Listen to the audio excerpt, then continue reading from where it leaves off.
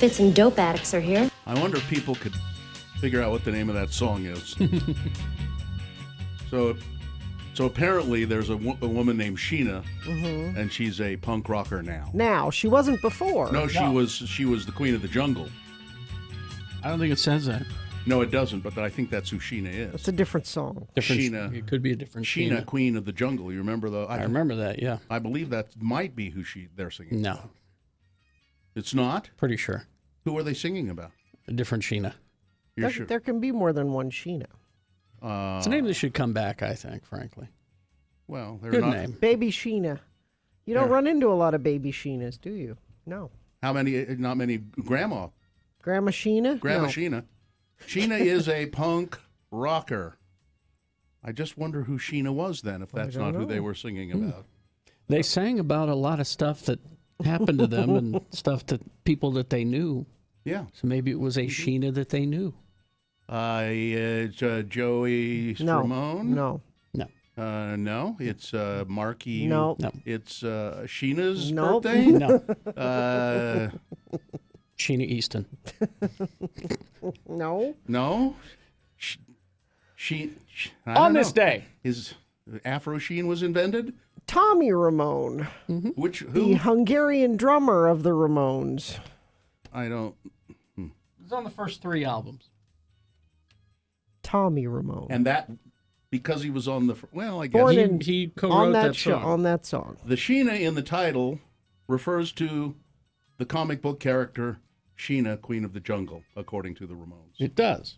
Oh, okay. So you were It right. does. All right. It does. No, it couldn't possibly be her. It was a Sheena they knew. This is Wikipedia is known for lying. Yeah. Known liars. Sheena, Queen of the Jungle, a fictional American comic book jungle girl heroine. I think there was a movie or two as well of Sheena, but I don't know that for sure. Who was the one that redheaded Tanya in the 70s? She was a Jungle Girl movie. Oh, from Tanya Roberts? Charlie's Angels too. Oh, Tanya Roberts. yeah. She was in a Jungle She Girl was. movie, Who wasn't was she? she? Look up Tanya Roberts' Jungle. We interviewed her once. It was terrible. Yeah, she was crazy. I don't remember any. I know we interviewed her. I don't remember anything about it. What was she selling condos? She was selling condos. in Hawaii or Yeah. something. That was she talked No, like she this. she was Sheena, Queen of the Jungle. It was Sheena, Queen of the Jungle. Okay. So she was. That's why she was on the show. No, she was selling. No, condos she was selling in Hawaii. condos. No. And they didn't tell us that. Right. It was like, hey, would you Now I like to interview Tanya Roberts? Yeah, I'd love to. And she talks like this. I have Tanya I Roberts. listen. I've lived in many places in Hawaii. There's jungle there, you know, and I was Sheena. Well, yeah, she did have a voice like that. I know. I remember that. I'd like to. You're having a day, aren't you? Well, yeah, I'm fine. No, I'm fine. I decided before the microphone went on not to complain about it. So I'm not going. I'm fine. I'm absolutely 100%. I am peachy. I am in the money, baby. You're I'm- top shelf. Listen. I am. I'm suave. I'm debonair. I'm ready to swing that cane and walk away into the sunset with Sheena of the Jungle. Yeah. So. Hi. Hi. Listen. I don't want to do all the talking here. I'm too tired. Well, Josh says that Sheena made blood sausages before being a punk rocker. Sheena made blood sausage. There you go. I had. And Tone Loc said in an interview once that Sheena was a man. I don't know what why Tone Loc is weighing in on. Not in an interview, Carrie. Rants had covered the song That's the Sheena. song. Oh, Sheena was a man? Yeah. Oh. Rants had covered the song. Sheena is a punk rocker. Funky Cole Medina. Husker Sheena was a man. Husker Du covered it. Sonic Youth covered it. The Yeah Yeah Yeahs do it. Shonen Knife did the song. Who doesn't do it? The Beatles. The Beatles, it says here in Wikipedia, the Beatles only band to not cover Sheena is a punk rocker. Yeah, there you go. We wanted to cover it, but we were broken up by the time that it came around. Yeah, that song, when was that song? It's 72. Well, we were almost broken up, but we were working on it. It was released as a single in July of 77, so you were close. We were broken up by then. You were close, Gina. I knew it was the 70s. You were only 5 years off. 5 years is nothing. You ought to be, you ought to go on Wikipedia more often and contribute because you are a font of information. I was close to being a font. You just like boom, like that, 72, and you were absolutely wrong, which makes you perfect for Wikipedia. Being close isn't wrong. It's being close. Gina, that's the way the Trump administration plays it. Where, the facts we get close. Sometimes we pass by the facts in the night and don't even know it. Did you see the video yesterday of Fox News cutting away when he started misspeaking? And we're going to take a break. Why would they do that? They have never done that before. Why would they do it? I think we're going to take a break. Why would they take a break what was he lying about in this case? It wasn't lying. It was one of those where he can't make words come out of his mouth. Yeah, he was. Yeah. He was the greatest in the. He was trying to say the word criminal or something. Yeah. I want find that, please. And it eluded him. I've gotta have that. I need to hear it. Let me. I didn't watch. The only thing I watched on TV yesterday was the first episode of Picard. Which was, you haven't seen it, right? I have. Oh, you have seen it. Mm-hmm. I thought it was really, really, really good. I liked it. Very beautifully filmed, for one thing. Special effects. That's the other thing about the new Star Trek, too, on CBS, the CBS app. They're spending money on it. Yeah, the effects are great.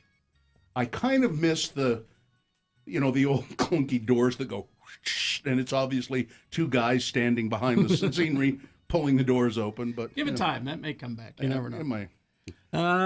Here, Carrie. I don't know if you can.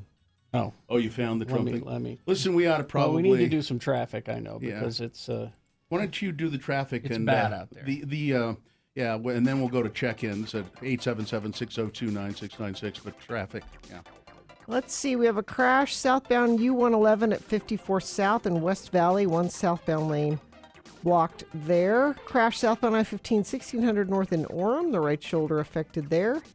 Crash Washington Boulevard 40th Street in Ogden. perfect for Wikipedia. Also crash southbound Harrison 46 South in Ogden.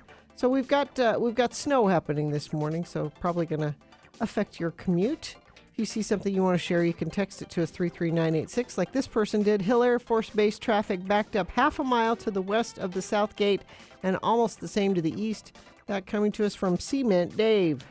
So call and check in with the Radio from Hell show at 877-602-9696. If you've a mind to do that, a random caller or checker-inner will receive just absolutely free a beautiful Radio from Hell tote bag.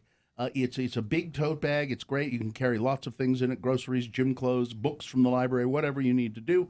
So call 877-602-9696 and just tell us, if you would, how are you today? How you doing? How you doing? Just tell us how you're doing.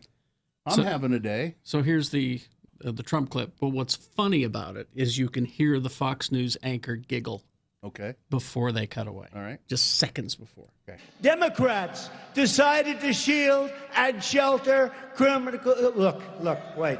You have criminals. All right. We're watching the president here in Wildwood, New Jersey. I just want to get a quick comment before. Do you hear the giggle?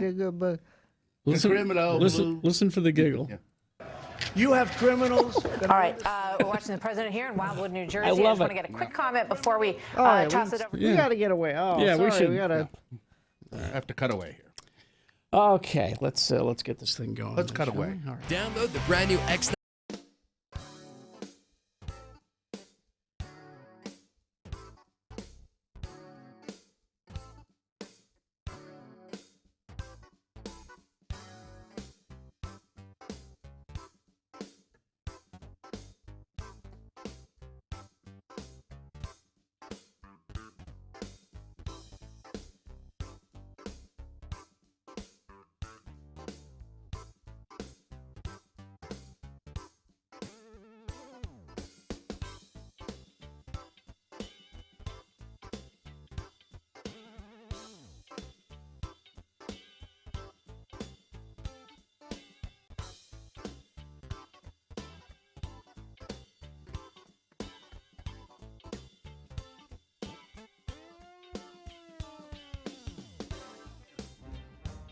It is the 23rd century. Humans have left the lowly confines of planet Earth and have sought their destiny among the stars. While many things have changed, one constant remains: the need for young men to venture forth and do the work of the Lord. This is the tale of two such men who at the age of 19 have answered the call of their general authorities and are embarking on a 2-year mission to spread the gospel throughout the galaxy. This is the story of Space Elders!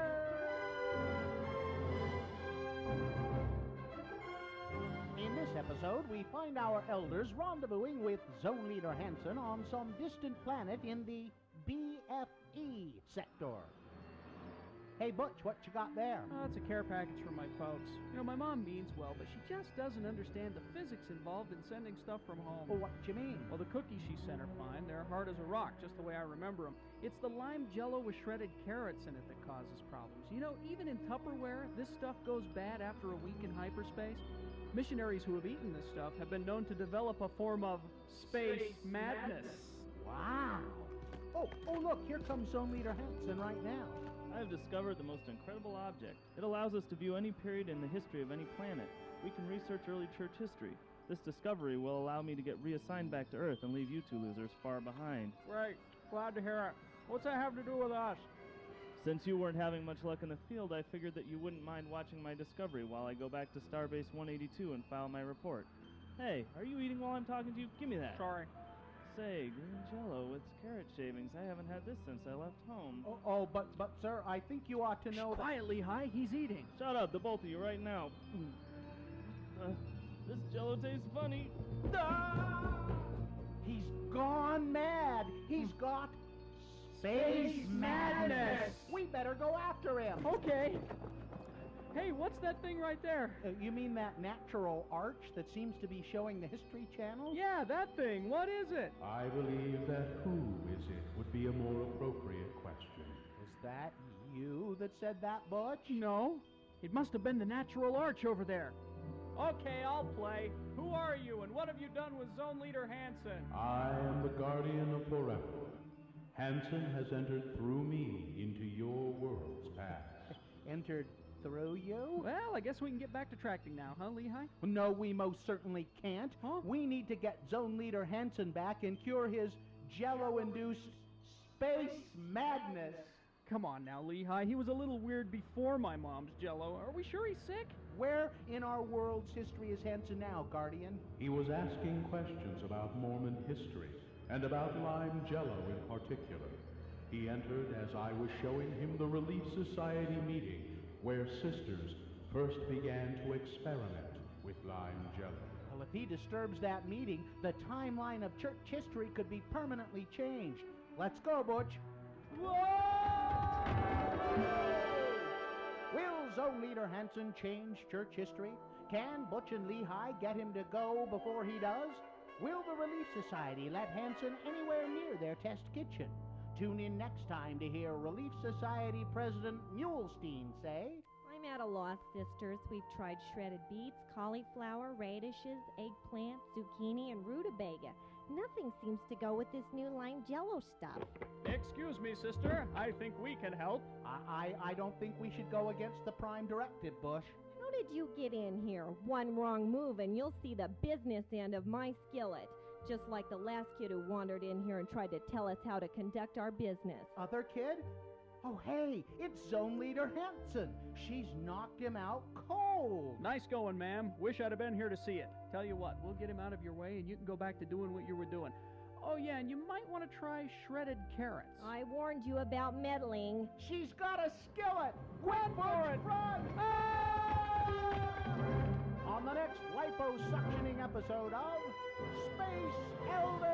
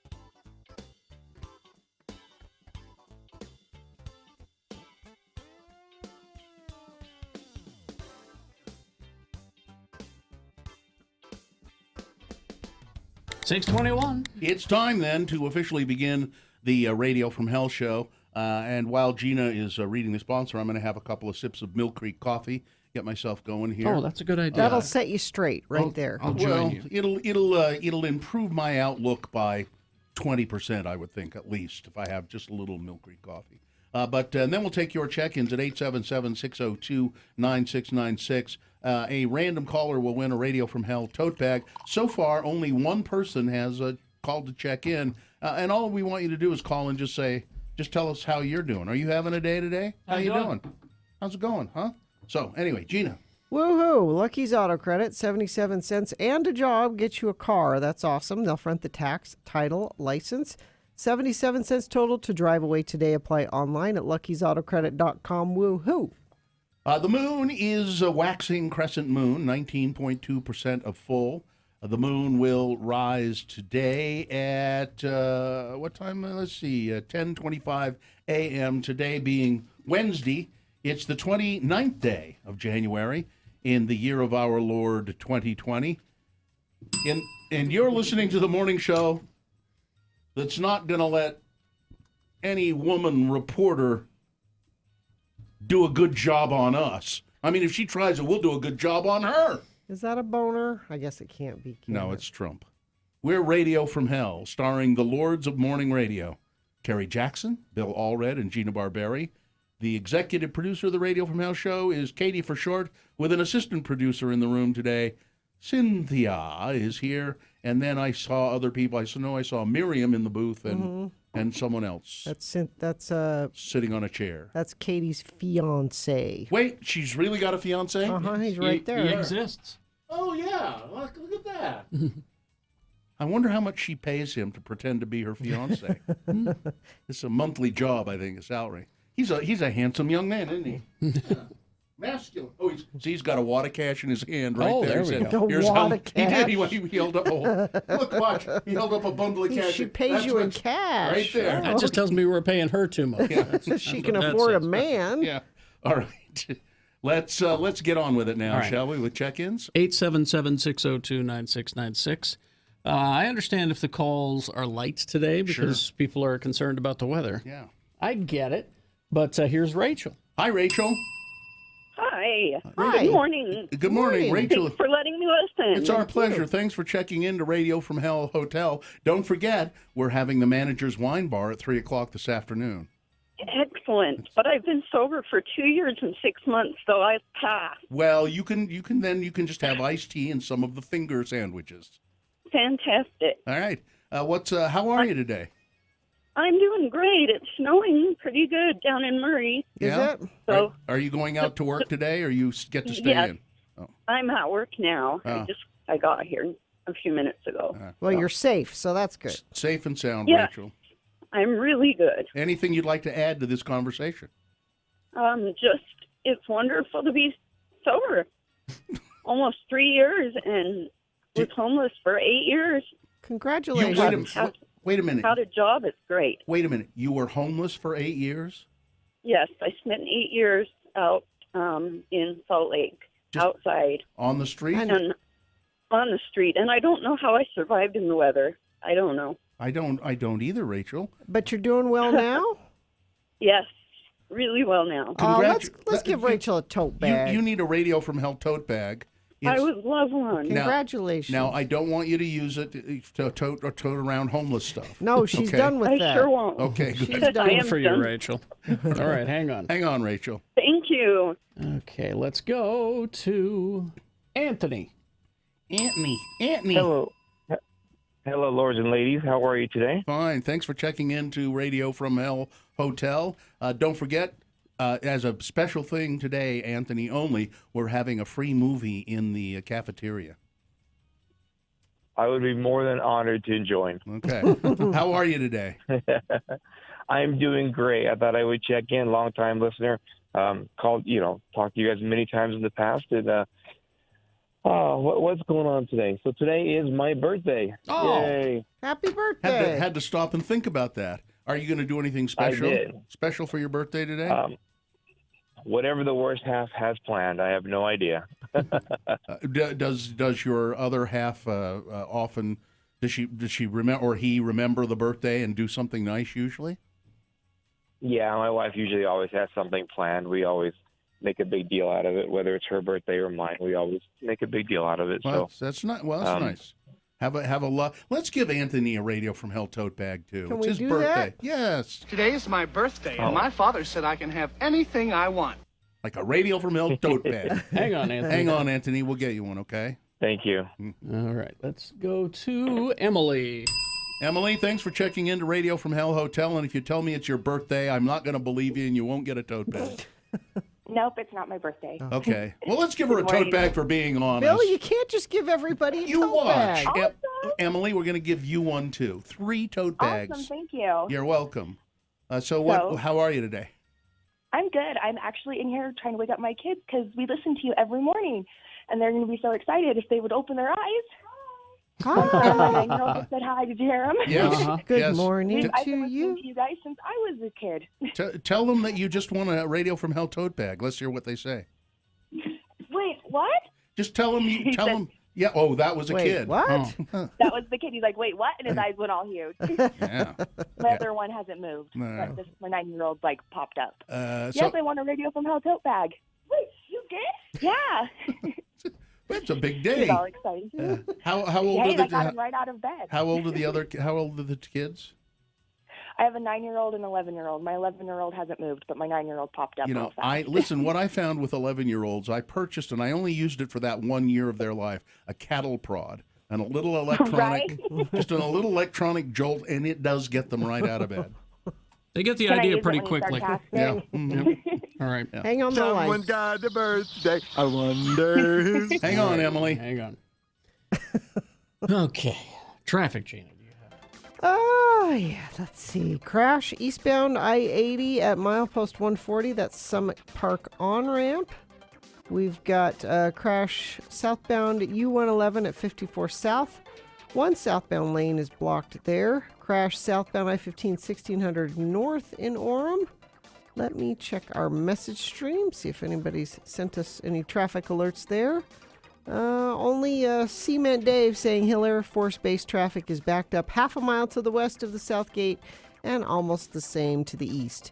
If you like board games, you'll love Haster Games. They have tons of sale items, select board and card games between 20 and 40% off. Haster Games has over 300 demo games to try before you buy. Big boy news and innuendo coming up after these. Also things that must go, all in the same break. Stand by. Scott Hale, Plumbing, Heating, and Air. Yeah, Scott Hale, they've been around the area for a long time with the plumbing and the heating and the air. And you need a good furnace tune-up right now. Mm-hmm. It's cold. It's going to stay cold for a while. It'll help it run more efficiently. $39 for a furnace tune-up from Scott Hale. When it gets colder than hail like it is right now, that's when you call Scott Hale. $100 off a furnace repair if you need a $300 or more repair on your furnace. That's a You deal. get $100 off. And maybe you have to have a furnace replacement. Furnaces do not come cheap. The good ones. My new furnace, I'm so happy that I took the time and the money to replace that. Well, if you had waited, you would have gotten $500 off a furnace replacement from know. Scott Hale. So give them a call. They've been doing work around the valley for a long time. They do it well. It's 801. I guess I should say they do it well for Scott Hale. 801-264-HALE. That's 264-HALE, or go to scotthale.com.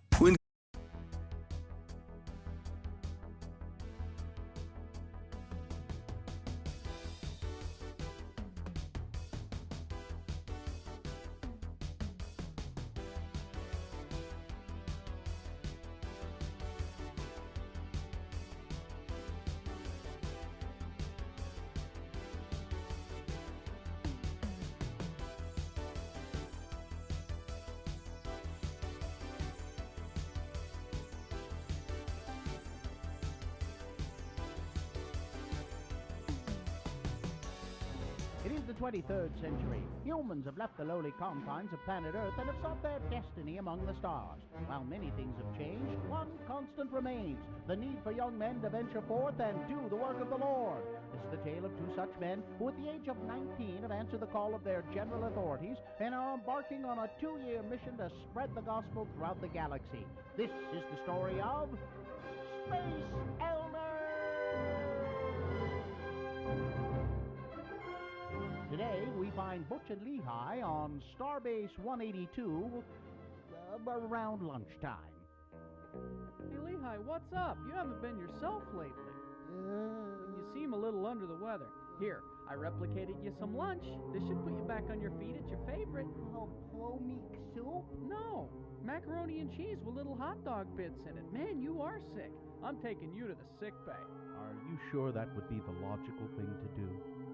Huh? Come on! Very interesting. What is it, Doc? What's wrong with Lehigh? Elder Christiansen here is suffering from plateau. Plateau? What on earth is that? Not plateau. Plateau. Oh. The blood fever. It's not of Earth, my dear Butch. It's a Vulcan disorder. Lehigh here is in the early stages of Ponfar.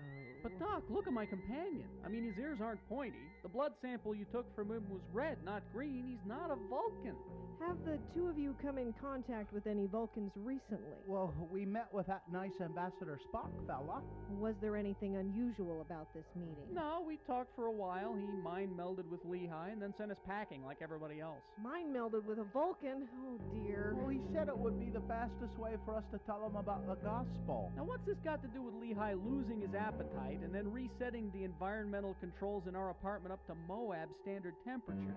Ponfar is the Vulcan mating ritual. Unless the individual who's suffering from the blood fever gets to Vulcan in time, he will die. I still don't understand how Lehigh contracted this blood fever thing anyway. The Vulcan who did the mind meld must have transferred it into the Lehigh's mind during the meld. No matter how he contracted it, you must get to Vulcan within the next 72 hours or your companion will be dead. Okay, Vulcan it is. Come on, Lehigh, we better get going. But Vulcan isn't in our Tracton area. We're not supposed to go outside of this quadrant. You know the rules. Zone Leader Hansen would never approve of us making a personal visit to Vulcan. Oh, to heck with Hansen. They can send us both home if they want to. I just want to make sure you go home breathing. Will our elders get to Vulcan in time to save Lehigh? Will Zone Leader Hansen get them sent home for leaving the quadrant? Will Ambassador Spock apologize for giving Lehigh plateau? What is exactly in Plomeek soup anyway? Tune in next time to hear Butch say... Hold on, Lehigh. Just a couple more hours and we'll be on Vulcan. Butch, wouldn't it be more logical to reduce our speed to warp 6 in order to make the best possible speed while reducing the stress on the dilithium crystals? Oh. On the next mind-melding episode of Space Elders!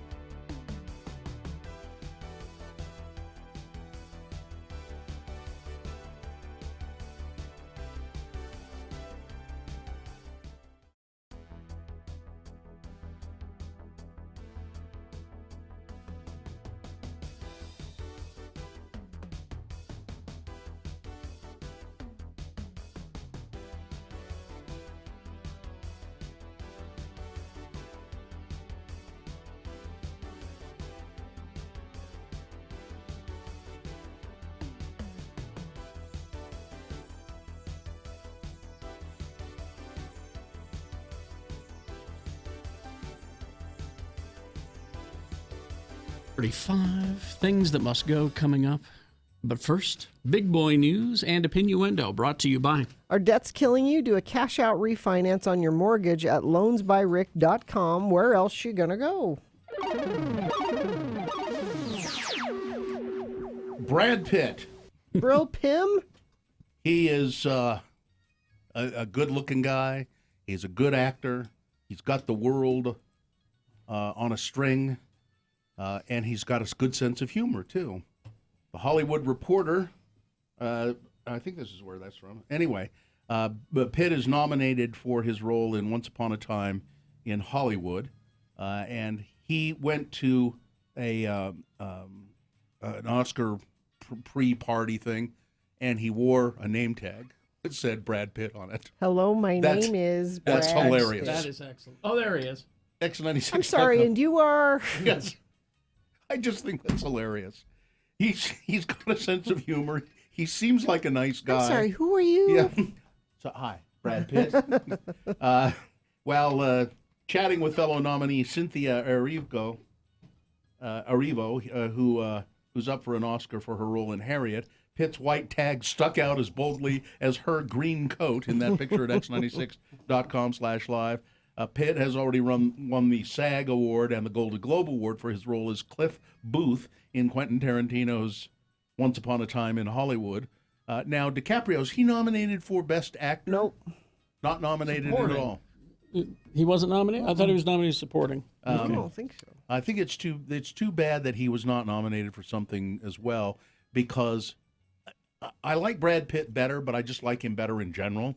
But DiCaprio was really quite good. Yeah. And did some, particularly the scenes where he's playing the villain in a TV cowboy show. He is nominated. Yeah. For best. Is it Best Actor or Best Supporting? Brad Pitt's Best Supporting. Right. He's Best Actor. Yeah, because the DiCaprio role is essentially a bigger role. Oh, and yeah. It's a flashier role, kind of. But he's excellent as well. And that scene where he's talking with that young girl who's an actor, and and she says to him, "Aren't we so lucky to be doing what we do?" And he has realizations, I think, and you can see it spinning around in his head. It's almost as though Leonardo DiCaprio was having the same kind of realizations. So wildlife officials here in the state of Utah are asking for the public's help to stop poaching. Oh. More than 100 big game animals were killed illegally, and officers have issued hundreds of wildlife citations in the last 2 months across Utah. The Utah Division of Wildlife Resources said from August 1st to October 13th, officers contacted 35,619 people suspected they inspected 11,000 hunting licenses, and they think so many of those people were poaching. Those interactions turned up. They found 1,215 violations. People who were taking animals that they weren't entitled to or hunting out of season. 102 illegally killed big game animals, including moose, bison, black bear, deer, elk, and pronghorn antelope. So far, 918 citations have been issued. Hunters need to take responsibility of knowing the law, having a current hunting or combination license, and knowing what species and areas their permits allow them to hunt. And yeah, go ahead. If you're a hunter and love hunting, there's a reason they issue a certain number of tags in a certain number of places every year. Oh, this herd's gotten a little big. We need to cull it a little bit. Oh, we're a little sparse over here. You don't know better than the Division of Wildlife Services. I would maintain that 95% of these people that they have caught and cited know all of that and don't care. And they don't care. Yeah, I would agree. If you like hunting, you should pay attention to that, because you will overhunt and there won't be anything done. I know better than those bureaucrats in the Division of Wildlife Resources, and I'm an entitled person. I can do what I want. This is America. Listen, don't the tread president on me. does what he wants when he wants. I do what I want when I want. It probably is. I'm telling you, that's exactly what it is. Now, that 15-year-old girl who was kidnapped, its probable cause statement was released as a 15-year-old girl told police she was walking home from Hunter High and she was abducted. Her sister called her parents to let them know she never made it home. It's every parent's worst nightmare. It's everyone's worst nightmare that this would happen to the child, said Jessica Mass, director of aftercare for Operation Underground Railroad. The 15-year-old girl told police a man showed her a large kitchen knife and threatened to kill her if she didn't get in the car. He forced her to lie down on the seat and floor of the car. The man duct taped her hands and feet together and put duct tape over her mouth. Sergeant Melody Gray with Unified Police said the man threw the 15-year-old's phone from the car. Detectives were able to locate the phone through GPS tracking. The teen said the man gave her drugs that would relax her, took her inside of a house, took pictures and videos of her, and raped her. He eventually let her go. After finding and speaking with the girl, detectives had a description of the vehicle and of the house.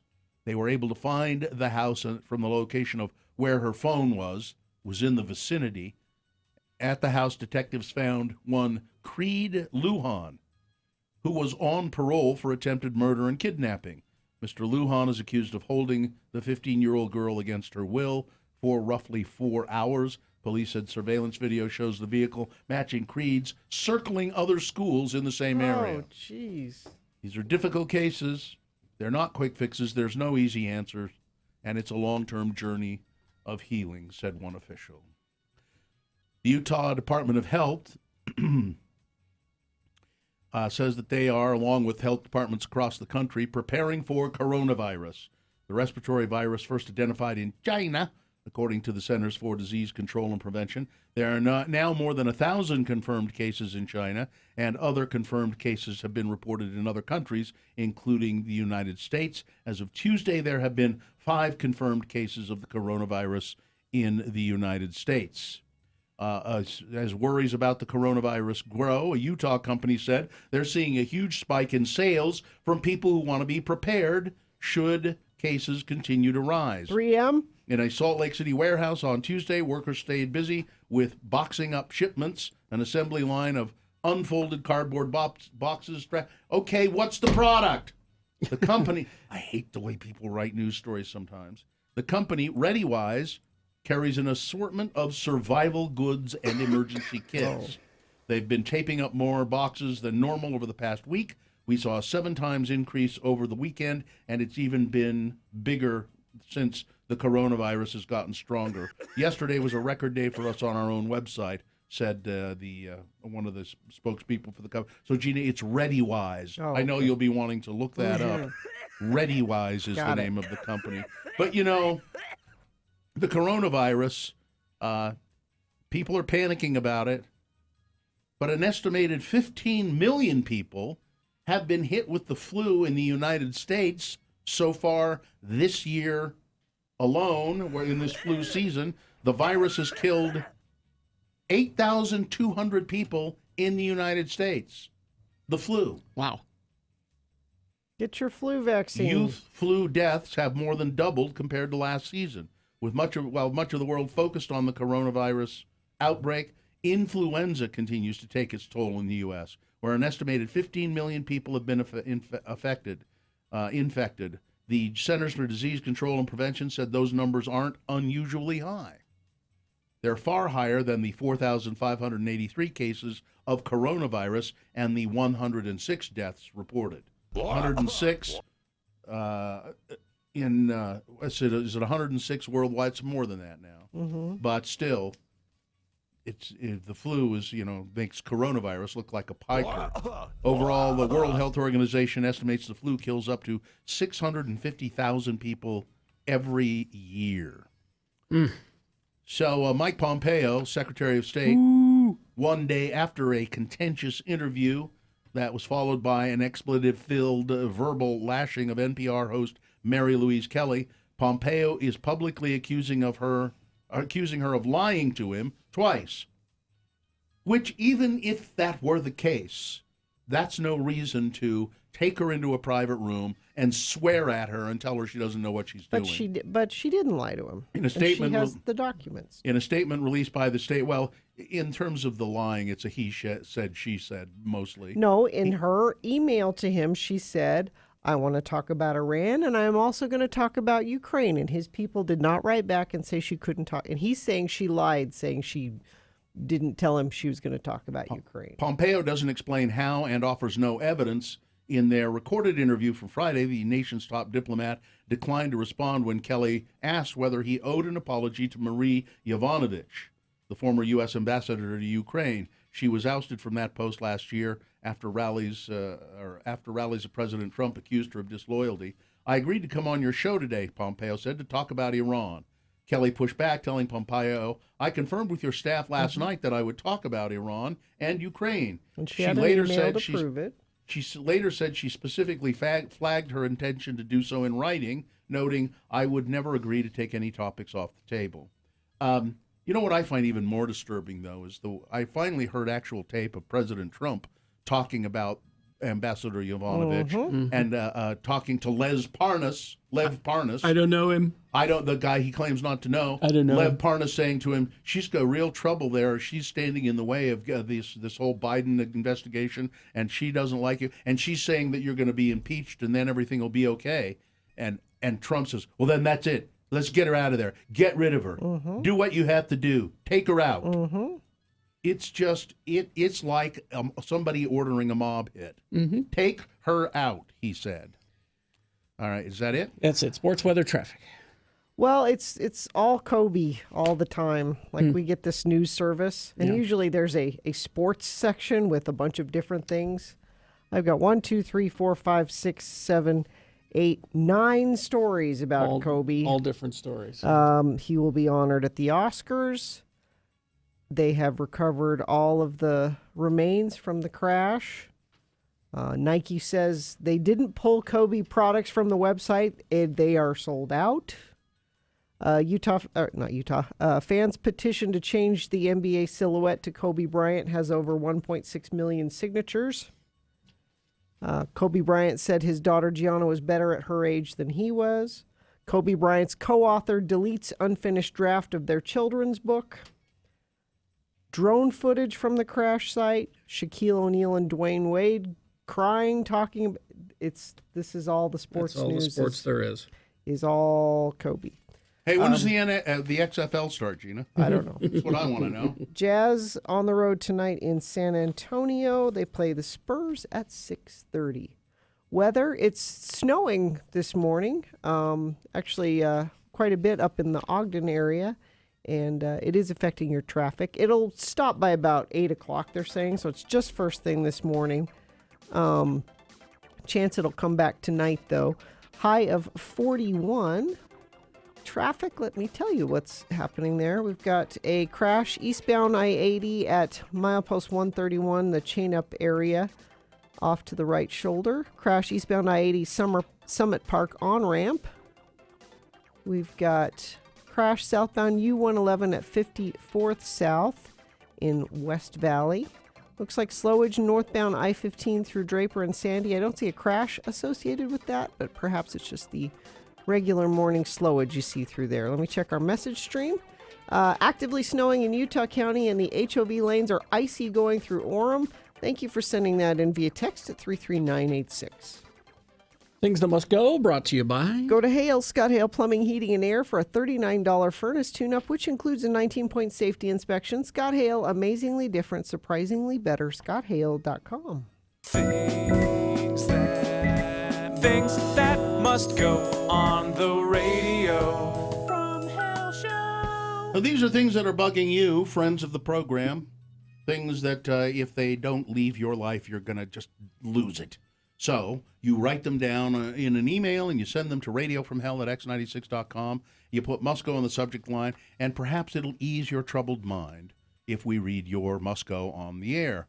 I'll begin today. This one says, greetings, lords and lady. You can use my name. It's Jeremy Harrison. Thank you for letting me listen. I supported your protest day by listening to all of the commercials you played, starting at 6 a.m. yesterday until you started the show. You should have been given the day off. My thing that must go is the deification of celebrities. As I was pounding away on the elliptical at the gym, waiting for the Radio from Hell program to begin, footage of Kobe Bryant's death was all over the many TVs I could see. For almost an hour straight, they talked about how terrible the tragedy is and all of the heartbroken family, friends, and fans out there. Now, please don't get me wrong. It was a horrible accident, and I feel empathy for their families and loved ones. However, in all of the coverage I saw, not one image or mention of the rest of the victims to be found. And that was certainly pretty much the case in the initial stages of it. All of the victims have likely left mourning loved ones behind. Why does Kobe's celebrity make his death, or life that matter, any more or less important than anyone else's? Well, he says, perhaps I'm missing something and you can explain it to me. You explained it to yourself. It's just the way it is with the cult of personality. The cult of personality and celebrity, that's just the way it is. Long time friend of the program. Love the show. Keep it up. You bring a refreshing perspective of sanity to our small and often sheltered state. This one, let's see, is from, Hi, lords and ladies. I have two things that must go. I really enjoy The Prodigal Son. That's a TV show. Network show, isn't it? Yeah. I don't know. But the actress who plays Malcolm's mother has to go. Her overacting reminds me of a horrible soap opera. She's ruining a good show. So make her go away. Okay. Also, I hate it when watching Hulu and the same 4 commercials play over and over.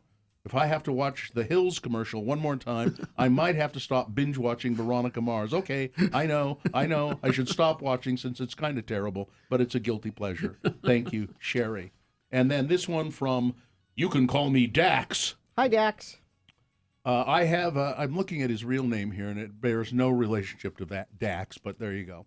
I have a couple of must-goes that you can help me with. First, I'm a podcast listener from Tacoma, Washington, and what must go is whoever's editing your podcast needs to stop editing out the moon and date information at the start of the show. Now, I'm not sure why that would be edited out. I don't know either. Says, like you, I'm a fan of the moon, and I miss hearing about it in the full opening of the show. We love the moon. Second, I work at a lab in a hospital. We use pneumatic tube systems to send blood and urine samples from the floor up to the lab for testing. For the love of all that's holy, unsecured urine cups must go. I have to clean up broken and spilled urine samples one more time. If I have to do that one more time, I'm going to listen.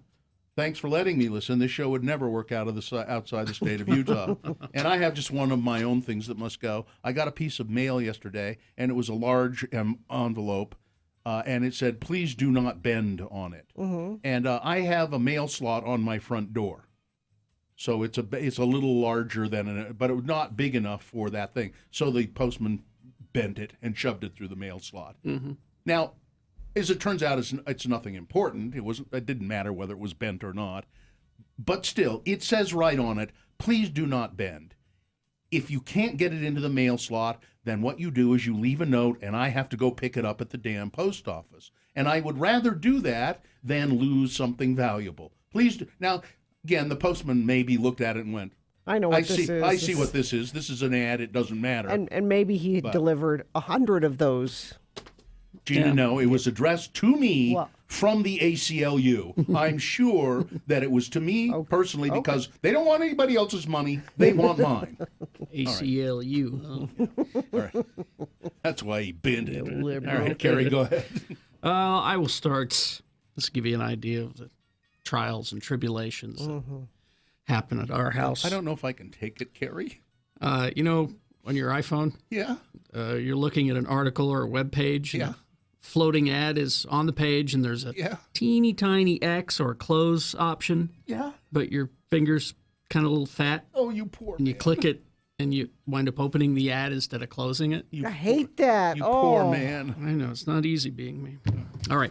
This one from Adam. Hello, lords and lady. My thing that must go is the pile of dishes my family leaves in the sink for me when I get home from work at 1 a.m. Oh, boo. That's not nice. I can understand a few dishes, but it looks like you had some sort of feast. If you can make this go, that would be great. Thank you. Adam. All right. This one from John. Things that have been particularly irksome the last week. Businesses whose phone recordings go through a long spiel and the menu selection choices only to inform you the business is closed for the holiday after you have made the choice from the menu. Must go. Change your settings to inform me that the business isn't open at the beginning of the recording. You know who you are. I will never get those lost minutes back of my life. And then he goes on a long rant about blood pressure parameters, which is hard to read and math. But it just means he's dying sooner. Thank you, John. Thank you very much. This one from Doug. Early in the mornings when I'm creeping through the house getting ready for work with Google Home quietly playing Radio from Hell to keep me company.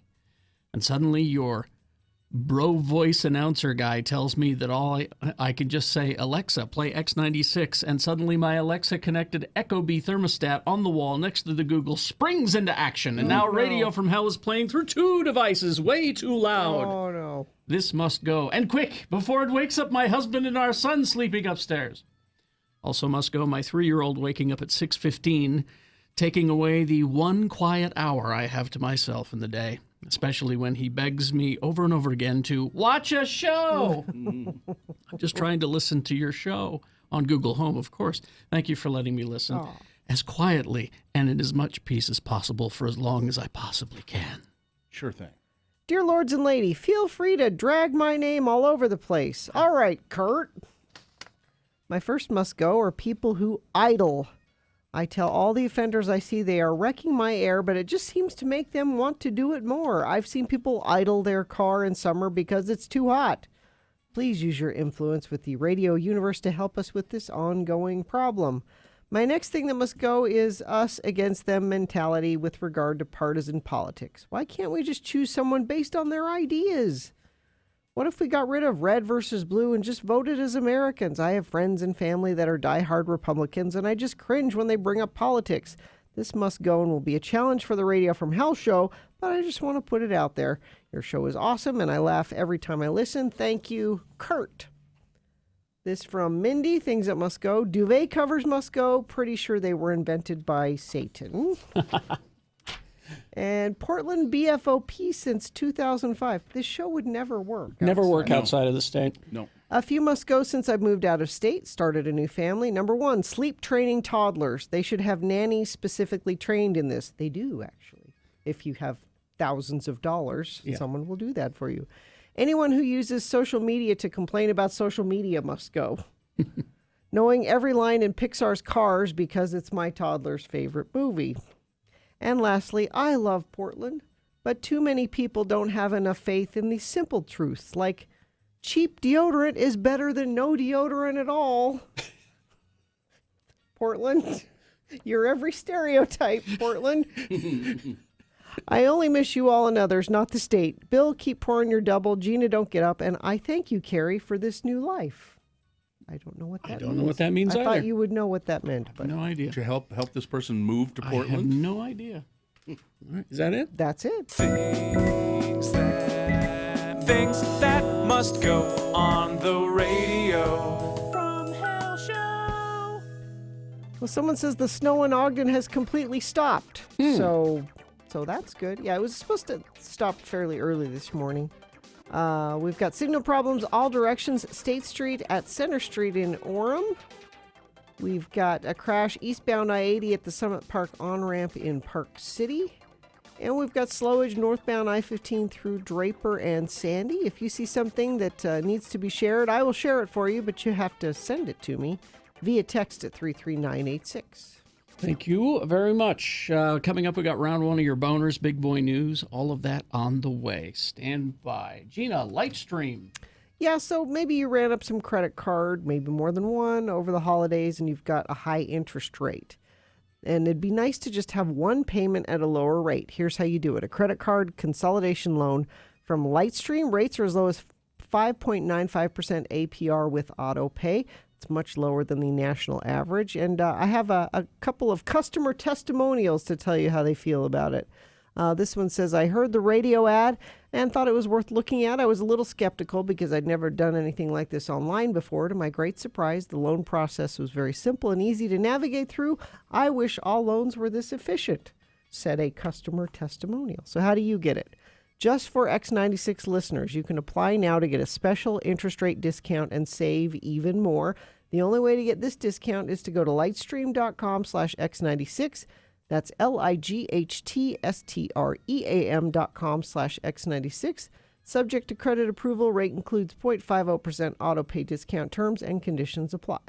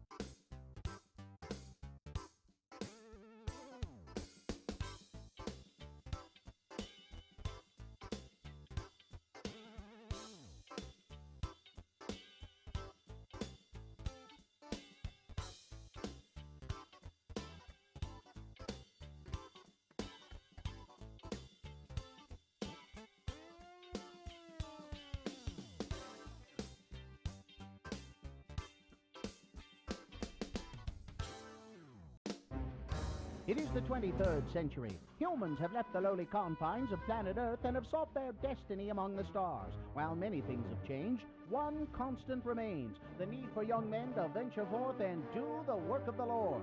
This is the tale of two such men who at the age of 19 have answered the call of their general authorities and are embarking on a 2-year mission to spread the gospel throughout the galaxy. This is the story of Space Elders! In this episode, we find our missionaries tracting underground on Janus 6. Wow, would you look at these caverns? They're incredible. You sure we have the right planet?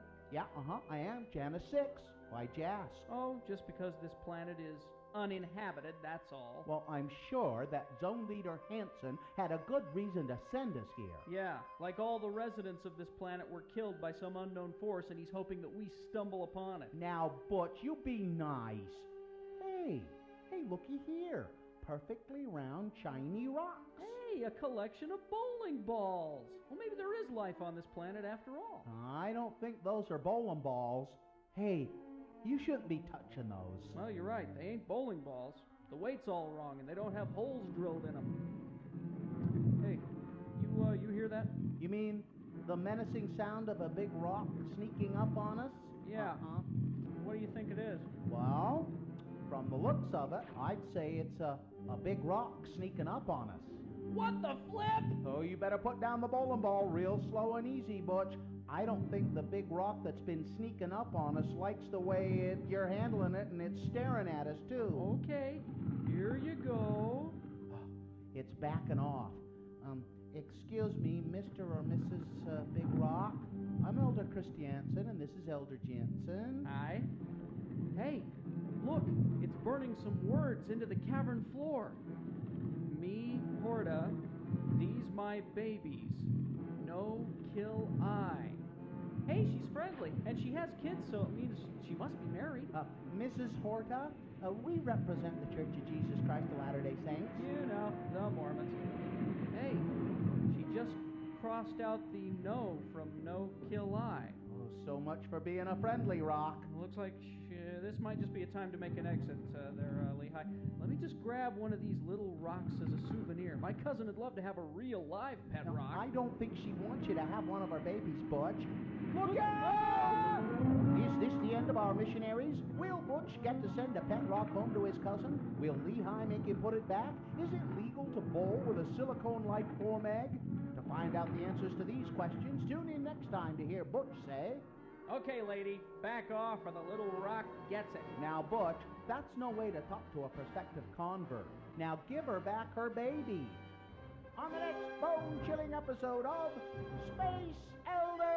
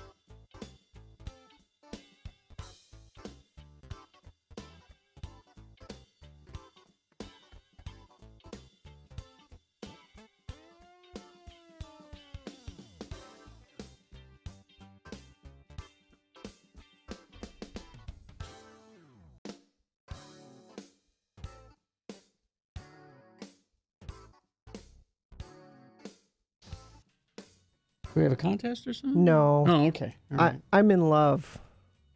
With your husband?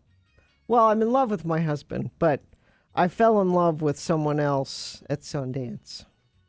And their names are Derek and Beverly Jobert. They were terrific. I'm not... Good-looking couple, too. If you go to x96.com/live, I've got some pictures of them. Handsome couple. They're award-winning filmmakers, National Geographic explorers at large. Wouldn't you love to be an explorer at large? They've lived in a tent in Botswana for 30 years. Yeah. Making 25 films for National Geographic. They've published books and scientific papers. Their latest film is Okavango, River of Dreams. Mm-hmm. And I watched it yesterday. I actually hadn't watched it when we... Oh, do we have a link to that? Yeah, that's one of our... All you right. should watch it. It's I will. Gorgeous. Mm-hmm. And so we're sitting up at Sundance, and they are our last interview. And this couple walks in, and they look like they stepped out of a movie. They look like explorers. That I have already made in my head. I want a movie of their love story. And I'm casting it with Jeff Bridges as Derek and Charlize Theron as Beverly. That'd be good. Jeff would have to work a little bit and knock off some weight, but other than that. But you could see it, can't you? Yeah. They are in love. So let me ask you. So you did some research on this couple. Mm-hmm. How did they meet? They've been in love since high school. Really? They grew up in South Africa. I now want to go back and interview them for another hour because we just had them for a few minutes. Get them on Remain Seated. Maybe. That's a thought. But while we're talking to them about this movie, Okavango, River of Dreams, they talked about how this movie took them longer than they intended because of an accident. Now, do you want me to read what I have before we listen to it? Well, let me just play the sentence. And then I'll because read you the details. They really underplay it Yeah. a little bit. Let me just say one thing about the river, first of all, that I thought was fascinating, too, and then we'll get to this adventure thing. It's a river that begins and ends above. It doesn't go to the sea. Almost all rivers in the world go to the ocean. They start somewhere and they go to the ocean. This river begins up in Africa, and then it ends on with just evaporating. And it just goes out into the desert. Yeah, it's just that's fascinating to me. So, but they had this. It took them a long time to film this because of this thing that happened. It's just a sentence. Yeah. No, so somewhere in there, we've been working on this for 4 years, and 1 year into it, we had an accident with a buffalo that put us out of action, put us in hospital, put Beverly in hospital for months and months and months. In fact, she died twice in my arms, and I was able to get her back. Oh, wow. And so he's my hero. Oh, wow. Oh, yeah.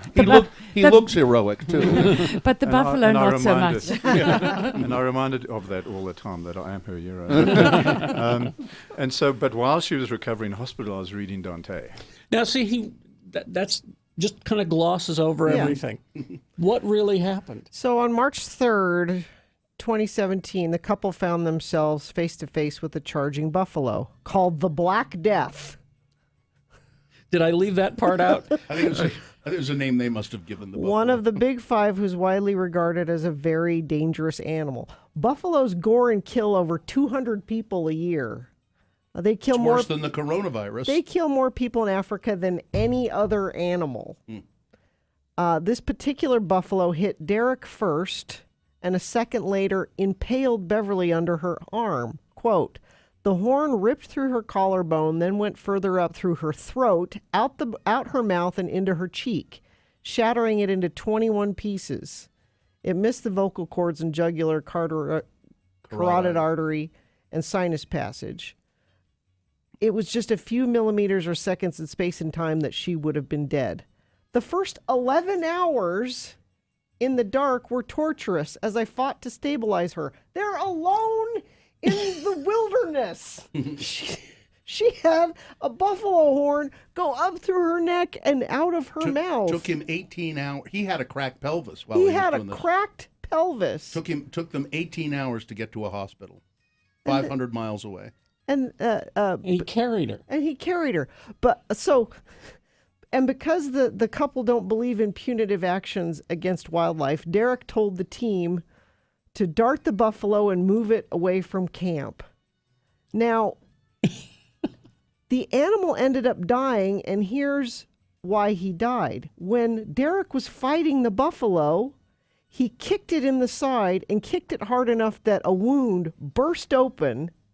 And that's what he killed the buffalo by kicking it with his foot, saving his wife, and who died twice in his arms. That's why he didn't want to talk about it. He's felt guilty about killing that buffalo ever since. Maybe. But he totally underplayed the whole thing. Just, well, she nearly died. Yeah. And I was in the hospital while she was recovering. And I was reading Dante. Yes. That's the way. That's the way people who are cool do stuff. It took 20 hours of surgery to put her back together. Yeah. This was, and they just glossed right over It says here she spent weeks in ICU, and she spent most of her time wondering, how can I help other people? Yeah. This is a power couple. I want a movie made about Derek and Beverly. Do you think there maybe there is? Well, I looked. Look it up. I did a deep dive on Derek and Beverly Joubert. I didn't see anything about a movie about them. They're just a good-looking couple, too. They're gorgeous, and and I told them this whole interview, which you should listen to. We're going to be posting it. We're going to post it. But I said to them, we interviewed a bunch of people with a bunch of documentaries about how the world is going to hell and we're all going to die and everything's bad. And then our last interview was with this couple who were in love and in love with the earth, and they wanted to make a film that positively reflected some good things that are going on. It's one of the last pristine areas in the world. Listen to this quote from Beverly. She credits her creative confidence to Derek's unflagging support and to their adventurous lifestyle. Quote, perhaps because I've been excluded from the ravages of anti-feminism, because of Derek, and because of living in the bush, I have the more balanced view that we are already equal. But if I sense a slight, because I am a woman, or against another woman, I rise up like an angry lioness. I was impaled by a buffalo and survived, so a room full of men evaluating my pitch doesn't scare me. I'm telling you, I'm in love with this couple.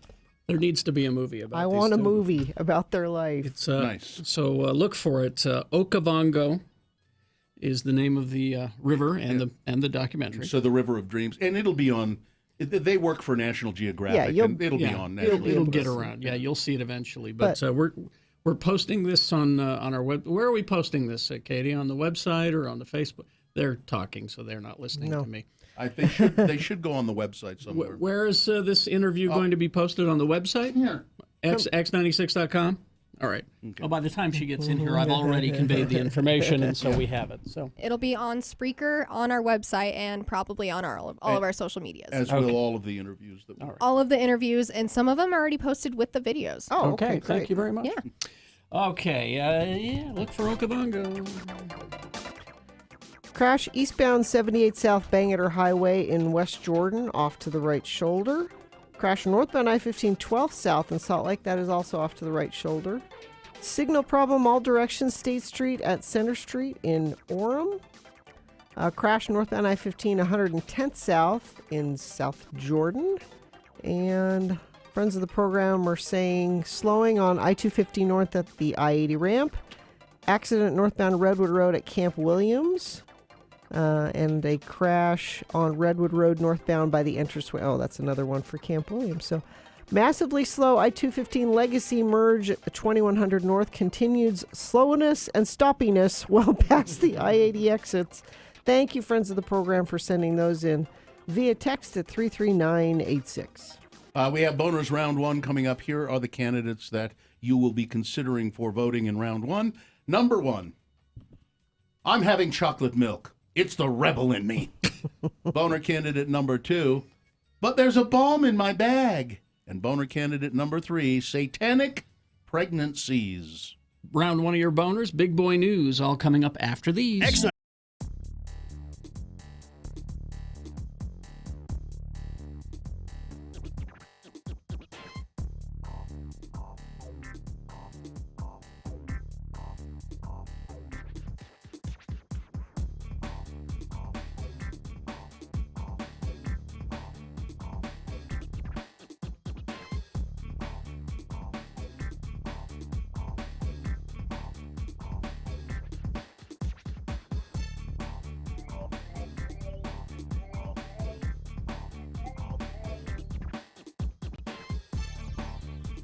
It is the 23rd century. Humans have left the lowly confines of planet Earth and have sought their destiny among the stars. While many things have changed, one constant remains: the need for young men to venture forth and do the work of the Lord. This is the tale of two such men who at the age of 19 have answered the call of their general authorities and are embarking on a 2-year mission to spread the gospel throughout the galaxy. This is the story of Space Elders! We join our elders as they arrive on Vulcan. They hope to find a cure for Lehigh, who is suffering from Ponfar. Ah, Vulcan, world of logic, place of pointy-eared people. Here I will seek out my mate and find man who killed parents. Settle down and raise pointy-eared offspring. Knock it off, Lehigh. You aren't a Vulcan. I was hoping you only had the 24-hour type of Ponfar. Dang it. Oh, here comes somebody. Excuse me, sir? Greetings. You are new to Vulcan? Hi, I'm Elder Spock, and this is Elder Jensen. Hi. We represent the Church of Jesus Christ of Latter-day Saints. You know, the Mormons. Spock? He is a legend on Vulcan. You mock us by using his name. Oh, we mean no disrespect. Lehigh here is Spock. I mean, they mind melded and something went wrong. Elder Spock here is suffering from Ponfar. Ponfar? This is almost illogical. We must meet with T'Pau. She will know how to proceed. This is Spock? He does not look like Spock. Fascinating. So the great son of Vulcan has sent you as his replacement? Joining will go on as scheduled. Joining? What joining? My parents chose my mate when I was 7. We were telepathically linked, and now is the time for us to be wed.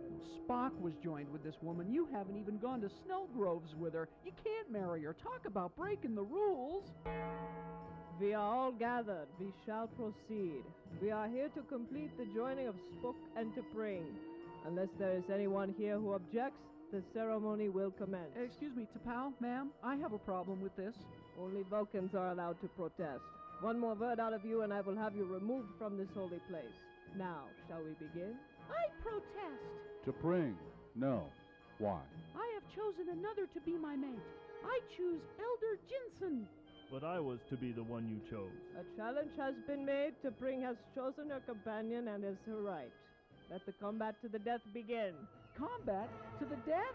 Oh, come on, Lehigh Spock. You know I can take you in a fair fight. Be logical. Give up now before I have to hurt you. Hey, you cut my Mr. Max suit. Why, they ought to teach this at the MTC. Oh. We have our victor. Elder Spock shall wed T'Pring. Excuse me, ma'am, but I don't think I can go through with this. You see, I just killed my companion, and we're way out of our sector. My zone leader won't be happy at all. I really should be going. And I will be free to take Ston as my husband. Is this the end of Butch? Will Zone Leader Hansen really be upset at Lehigh for killing his companion? Will Spock show any emotion when he finds out that his fiancée has married another? Tune into our next episode to hear Butch say... Hey, man, be careful. Do you have to drag my body all over every rock? Butch, you're alive! Shh, keep it down. I faked my death so I wouldn't have to kill you. I'm glad to see you're back to being your old self. I didn't kill you. I didn't. I don't remember much of anything about the past week, though. Look, just drag me back to my hyperbike and I'll tell you all about it. Well, we left the quadrant. What's Zone Leader Hansen gonna say? Well, maybe we just won't tell him. Well, that would be the logical thing to do. Huh? On the next finger-crossing episode of Space Elders!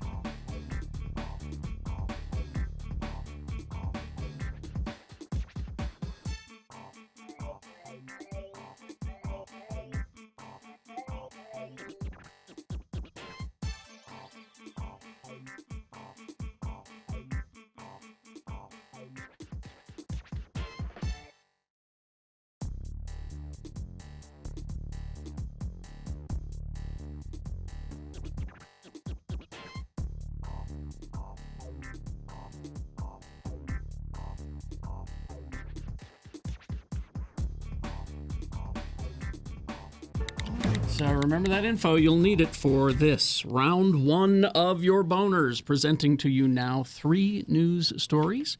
These are examples of bad, stupid, funny human behavior, and you will decide with your vote of these 3 candidates which one is the worst, which one deserves to go forward to boner fight and possibly become boner of the day. If it wins here, goes forward, secures a spot in Boner Dome. Not boner of the day yet. Round 2, 8:20. 3 more candidates. We do it again, get a winner there. Take that winner, put it up against this winner. 9:20 this morning is when you will decide boner of the day with boner fight. Right now, let's choose the champion of round 1. Here we go. 2 candidates now, a third after the news. Once you've heard all 3, then you will vote, and one of you lucky random boner voters will receive tickets to Disney on Ice, presenting Mickey's Search Party, coming to Vivint Smart Home Arena March 5th through the 8th.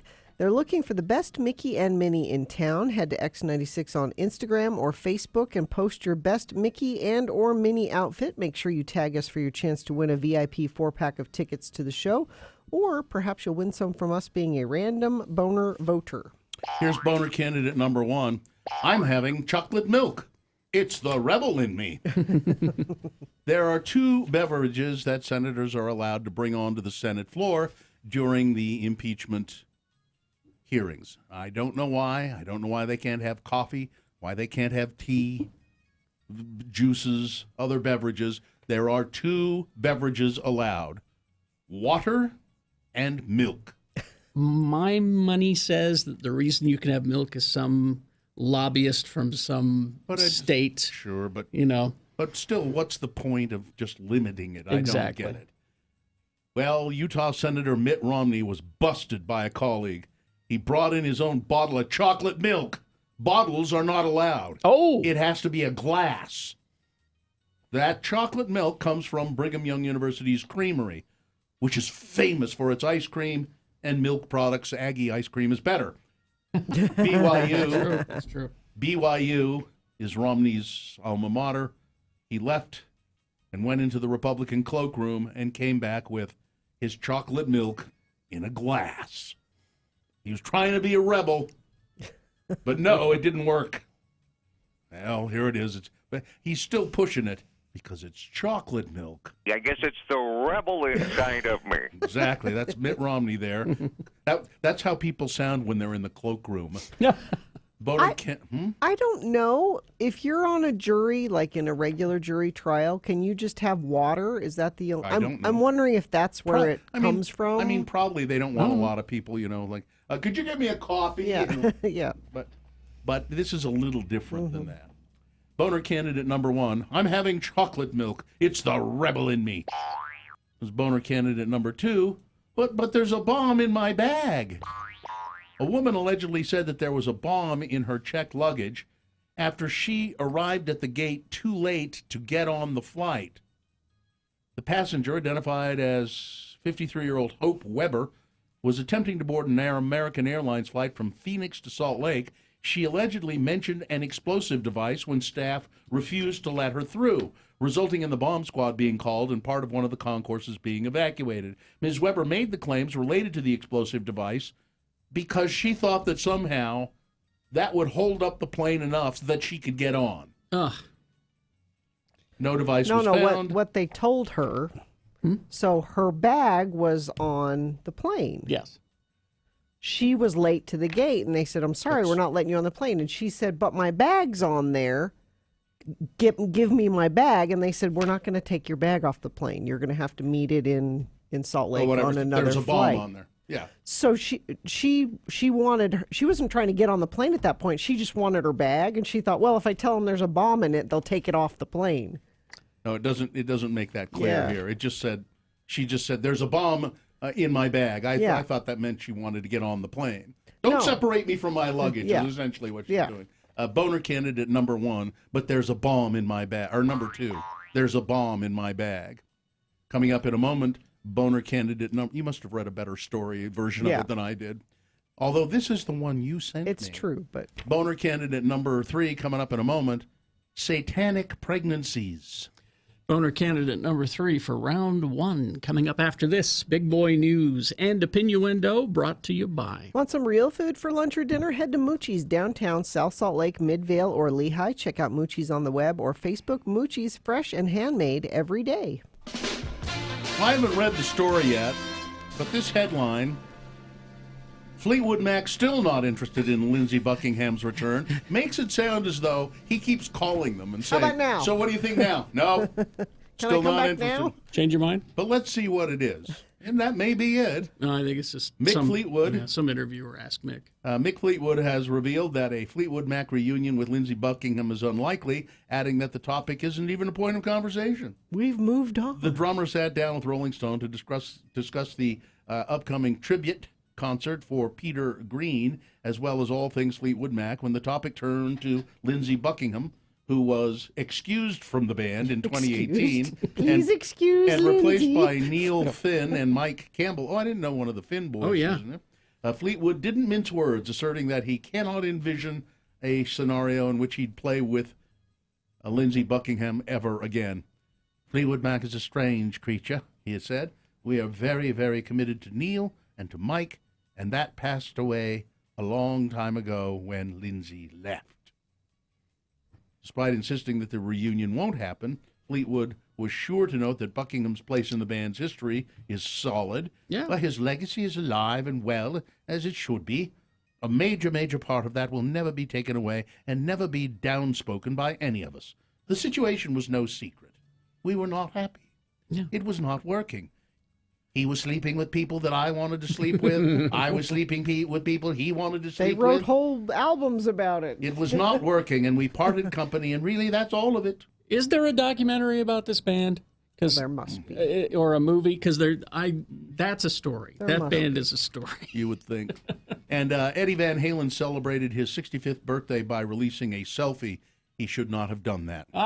In other news, 2 Utah lawmakers are championing an effort to loosen election privacy laws. To allow candidates and political parties access to voter information, even if people opt to keep their information private. Senator Jake Andrigega and Representative Craig Hall pitched the yet-to-be-filed bill to House Democrats in their caucus meeting Tuesday, seeking support for legislation they know will face a steep hill to climb. It's a work in progress, Andrigega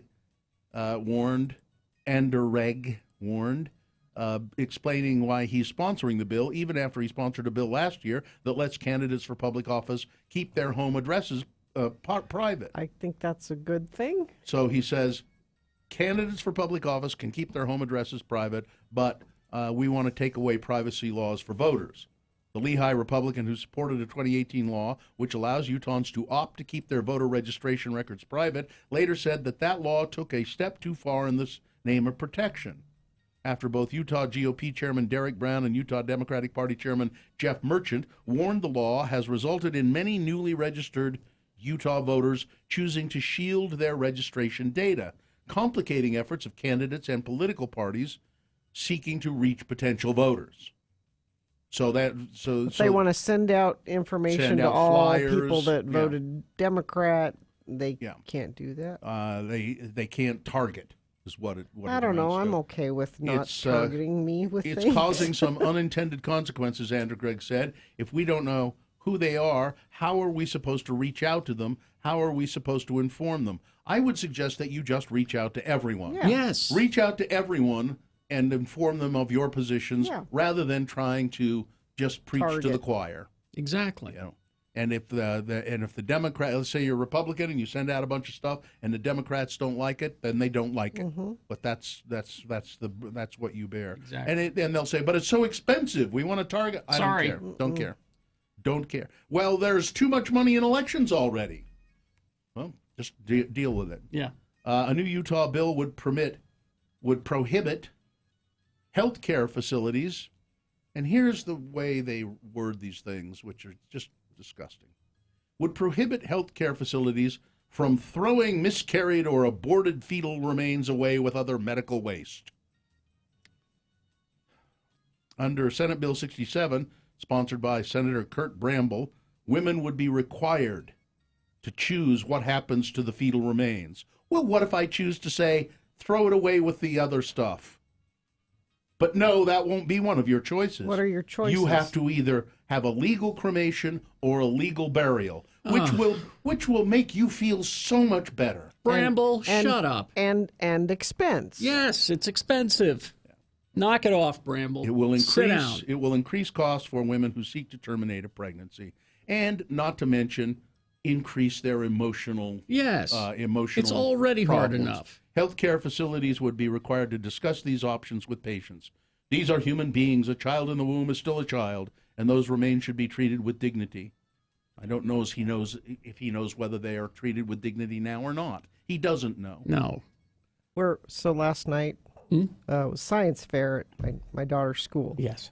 And we walked in, and in the church there's a poster that says, pray for aborted children. Oh. And my daughter walked by, and she said, you know who I'm going to pray for? I'm going to pray for women that want to have children that have a happy, healthy pregnancy. That's who I'm going to pray for. You know what I wish my child had said to me? Mom, why are you making me go to this hideous place? No. Why are you making me go to this hideous school? Why do I have to look at that when I come to a school for a science fair? This isn't science, Mom. It's not a hideous school, and she's gonna encounter those opinions. It's not like there's a bubble up there and those things. You're reading a story about it right now. There's no bubble anywhere. I'm sure that if she wants to have a discussion in class about how she thinks abortion is just fine, it'll be okay. They talk about it. Absolutely, they talk about it. And we talk about it. I'd be surprised. The helicopter carrying Kobe Bryant didn't have a recommended warning system to alert the pilot that he was too close to land, So there was no, I mean, I've been on planes and in cockpits of planes, and you can see everything because of radar. This didn't have anything like that, nor did it have any alert system. It's not clear if it would have averted the crash that killed 9 people, because the pilot may have lost control as the aircraft plunged into a fog-shrouded mountain. Again, the pilot also apparently not certified to fly in, dense cloud conditions. This seems very odd to me. Very odd to me that this kind of thing can happen. Donald Trump has praised Mike Pompeo for his confrontation with the NPR reporter. He drew raucous laughter. And who are the people there that were laughing? All white men. No, I mean, what was the? I'm not sure what the situation was. What is it? It was something to do with Netanyahu. Was it so it was a press conference where they were talking about how the United States and Israel have gotten together to just further screw over the Palestinians. So we're not involved in the conversation. Not involved in the conversation at all, and they're hailing it as a bold new step in Israeli-Palestinian-U.S. relations. No, not at all. But. So it was the rollout of the Middle East peace plan.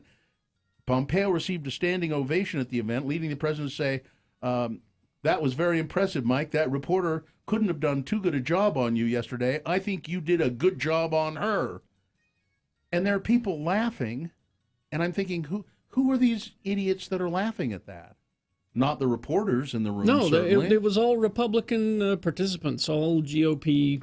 Like I said, a bunch of white men. That's what it was. Yeah. And Gina, locust swarms. Where? Swarms. Coming. The worst in decades. Great. Coming. Weather traffic. Great. No, it is. The snow is tapering off. Like predicted, they said it would be done by about 8 o'clock, so we're almost there. A high of 41 and then partly sunny for the rest of the day. Traffic, we've got a crash eastbound 90th South at 41st West in West Jordan off to the right shoulder. Crash southbound I-15 just south of Hillfield Road in Layton. Crash southbound I-15 milepost 270 University Parkway in Orem. Crash northbound I-15 110th South in South Jordan. And looks really slow northbound I-15 through Draper and Sandy. Looks like that's it. Go to Hale, Scott Hale Plumbing, Heating and Air for a $39 furnace tune-up, which includes a 19-point safety inspection. Scott Hale, amazingly different, surprisingly better. ScottHale.com. Here's boner candidate number 3, satanic pregnancies. Critics continue to be very upset following a video post by Donald Trump's controversial spiritual advisor Paula White preaching for all, quote, satanic pregnancies to miscarry right now. In the name of Jesus, we command all satanic pregnancies to miscarry, she said. She declared that strange winds sent to hurt the church, sent against our president, sent against me, we break it by the superior blood of Jesus. They break the wind? Right now. That's right. After an uproar ensued, White insisted Sunday in a tweet that she was speaking metaphorically and praying for evil or satanic plans to be destroyed, not for actual miscarriages. Although she said, I pray with the blood of Jesus for all satanic pregnancies to miscarry right now. I want to know what a satanic pregnancy. White's apparent call for miscarriage was a startling kind of spell from somebody who purports to be anti-abortion. White has served as special advisor to the White House Faith and Opportunity Initiative. Some noted on Twitter that evangelists call all babies gifts from God. Others wondered whether White should support the abortion of a satanic pregnancy. And how do you know? Is there a test? How can I have this test? Yeah, you see if they'll float. You put them, you dunk them in water to see if they'll float. The Church of Satan.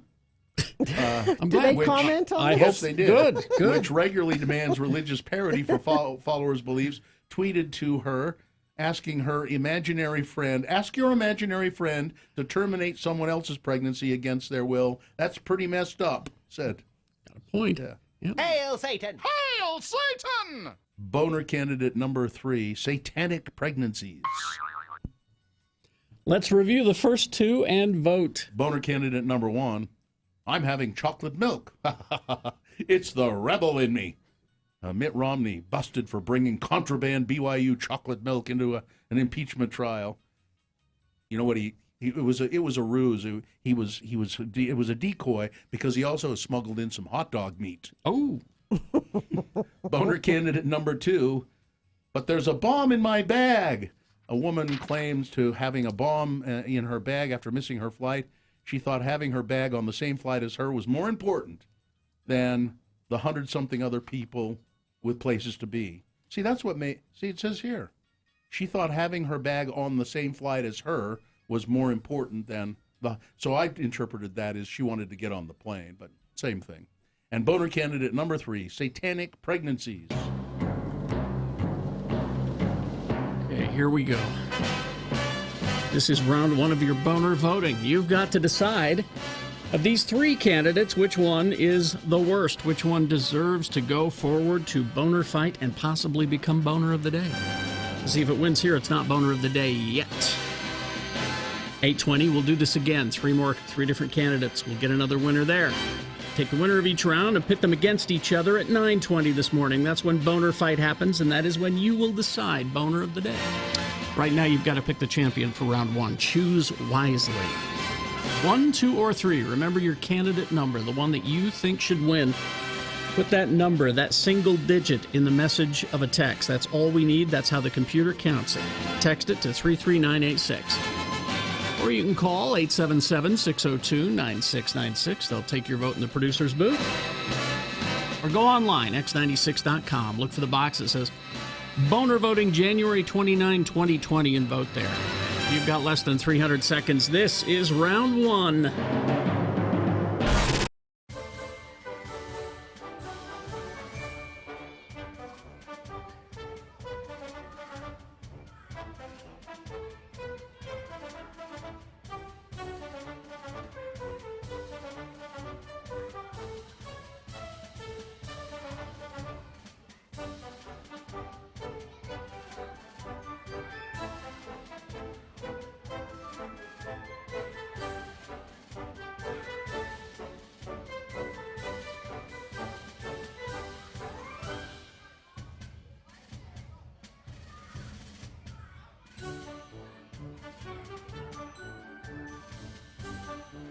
It is the 23rd century. Humans have left the lowly confines of planet Earth and have sought their destiny among the stars. While many things have changed, one constant remains. the need for young men to venture forth and do the work of the Lord. This is the tale of two such men who at the age of 19 have answered the call of their general authorities and are embarking on a 2-year mission to spread the gospel throughout the galaxy. This is the story of Space Elders. We join our elders as they arrive on Vulcan. They hope to find a cure for Lehigh, who is suffering from Ponfar. Ah, Vulcan, world of logic, place of pointy-eared people. Here I will seek out my mates and find man who killed parents, settle down, and raise pointy-eared offspring. Knock it off, Lehigh. You aren't a Vulcan. I was hoping you only had the 24-hour type of Ponfar. Dang it. Oh, here comes somebody. Excuse me, sir? Greetings. You are new to Vulcan? Hi, I'm Elder Spock, and this is Elder Jensen. Hi. We represent the Church of Jesus Christ of Latter-day Saints. You know, the Mormons. Spock? He is a legend on Vulcan. You mock us by using his name. Oh, we mean no disrespect. Lehigh here is Spock. I mean, they mind melded and something went wrong. Elder Spock here is suffering from Ponfar. Ponfar? This is almost illogical. We must meet with T'Pau. She will know how to proceed. This is Spock? He does not look like Spock. Fascinating. So the great son of Vulcan has sent you as his replacement? Joining will go on as scheduled. Joining? What joining? My parents chose my mate when I was 7. We were telepathically linked, and now is the time for us to be wed. Spock was joined with this woman. You haven't even gone to Snowgroves with her. You can't marry her. Talk about breaking the rules. We are all gathered. We shall proceed. We are here to complete the joining of Spook and to Pring. Unless there is anyone here who objects, the ceremony will commence. Excuse me, T'Pau, ma'am, I have a problem with this. Only Vulcans are allowed to protest. One more word out of you and I will have you removed from this holy place. Now, shall we begin? I protest. To Pring? No. Why? I have chosen another to be my mate. I choose Elder Jensen. But I was to be the one you chose. A challenge has been made. To Pring has chosen her companion and is her right. Let the combat to the death begin. Combat? To the death? Oh, come on, Lehigh Spock. You know I can take you in a fair fight. Be logical. Give up now before I have to hurt you. Hey, you cut my Mr. Max suit. Why, they ought to teach this at the MTC. Oh. We have our victor. Elder Spook shall wed to Pring. Excuse me, ma'am, but I don't think I can go through with this. You see, I just killed my companion, and we're way out of our sector. My zone leader won't be happy at all. I really should be going. And I will be free to take Ston as my husband. Is this the end of Butch? Will Zone Leader Hansen really be upset at Lehigh for killing his companion? Will Spock show any emotion when he finds out that his fiancée has married another? Tune into our next episode to hear Butch say... Hey, man, be careful. Do you have to drag my body all over every rock? Butch, you're alive! Shh, keep it down. I faked my death so I wouldn't have to kill you.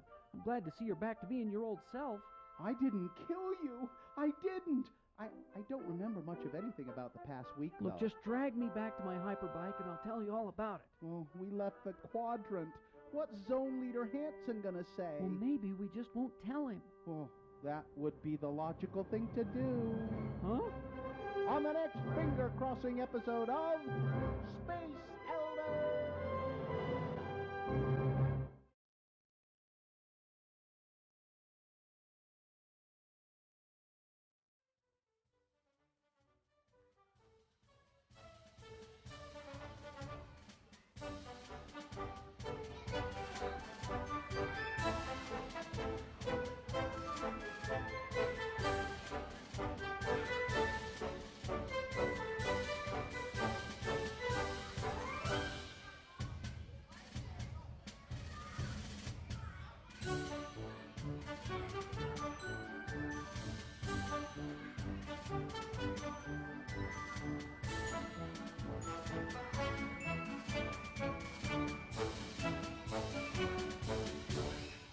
Ah, 7:47. Time to award round one of your boners. And round one is brought to you in part by Hot Bread and Butter. And Mystery Science Theater 3000 live on stage at Eccles Theater February 8th. Tickets at live@theeccles.com. Sorry. Boner candidate number 1 was I'm having chocolate milk. It's the rebel in me. Hot dog meat-loving Mitt Romney smuggling chocolate milk onto the Senate floor. It was in a bottle. It should be in a glass if you're going to have it, Mitt. You know the rules. Hie thee to the cloakroom. Boner candidate number 2. But there's a bomb in my bag. A woman claiming to have a bomb in her luggage after missing her flight. She wanted to be reunited with that luggage in one way or another. And boner candidate number 3, satanic pregnancies. That is Donald Trump's spiritual advisor commanding all satanic pregnancies to miscarry right now. Disney on Ice tickets were given to Joshua and his daughter. And boner candidate winner number 3, overwhelmingly, the satanic pregnancy. So if one of those satanic pregnancies happened here in Utah, the mother would have to pay for the funeral of the satanic pregnancy. By the way, in that bill, which we didn't mention, somebody pointed out to me, it's not just for abortions. Fetuses that have been aborted. It's miscarriages. Miscarriages as well. You have a miscarriage. Yeah. You have to. So I know it's awful, but sometimes women have miscarriages at home. I had a miscarriage and wasn't really sure you should have collected that material. You should have collected that material. You would have to. And buried it at least in the yard, Gina. Plus, it would have probably helped the crops grow. If Kurt Bramble has his way. I didn't know till I went to the doctor that I had actually miscarried. Yeah. I thought maybe it was. I know. It's ridiculous. Anyway. It's awful. I will be broadcasting live from the Big Brothers Big Sisters collection area, 1875 East. Oh, let me see if I have that. Murray Holiday Road. Yeah. I think that's right. It's right next to a McDonald's and an AT&T store. Easy to find, apparently. 1 to 3. 1 to 3 today. So come and see me. Bring your donation. I have a medical question or insurance question. I'm not sure exactly. I tried to look some of this stuff up, and maybe somebody knows something about it. I'll have to. If nobody knows, I'll have to find out from my doctor. But I was talking to my brother-in-law, who goes to one of the same doctors that I do. And you remember I've had those a couple of times where they give me a shot in my back. Mm-hmm. It's a pain blocker, nerve blocker thing. And what they do is they give you, before they do the shot in your back, they kind of drug you up a little bit with a combination of Versed and I think fentanyl. And it kind of... It makes you not care. The first time they did it to me, it kind of knocked me out. The second time, I was conscious, but it was just like, okay, whatever you want to do, it doesn't hurt. It's fine. Go ahead. And the reason the doctors like to do that, she said, is that it can be pretty painful giving you the injection. It's fast, but it can be pretty painful. And sometimes you hit a nerve or something accidentally, and it's painful. And so my brother-in-law said, I was going to get one of those. He's had some back problems too. I was going to get, and the doctor said, I can't do those sedation. I can't do that sedation anymore. I said, why can't you? He said, well, because of the Trump administration. They've put some kind of they've said that it's not protocol. It's not medical protocol. And I'm thinking, well, how can they do that? Because they don't want to pay for it. Well, it's insurance. Because insurance doesn't want to pay for it. But it is that, and so the doctor apparently said, I can't do it. I don't want it. I can't do it. And I should be able to. It's my decision, but I can't do it, and I'm not going to do it. If you want the shot, you got to get the shot in your back without any sedation. And I just thought, that can't possibly be true, can it? You really are believing the best?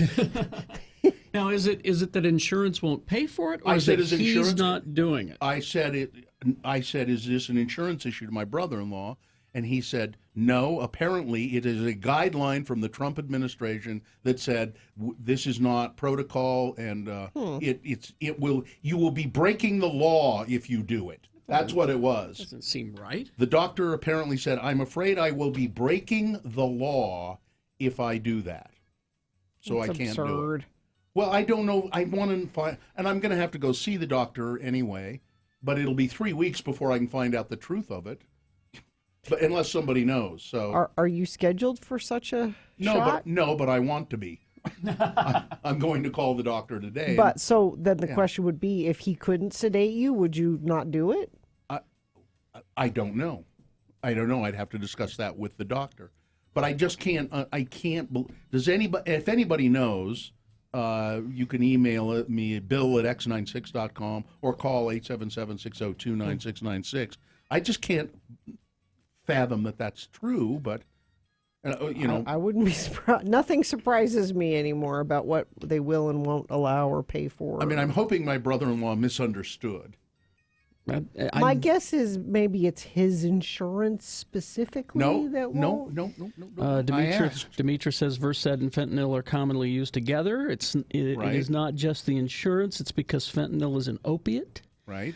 I know. I mean, I'm aware of that, but I used it before. I said this is so it's your insurance. No, the doctor said it's because of. It's the law. Demetra says that they are limiting the use of opiates.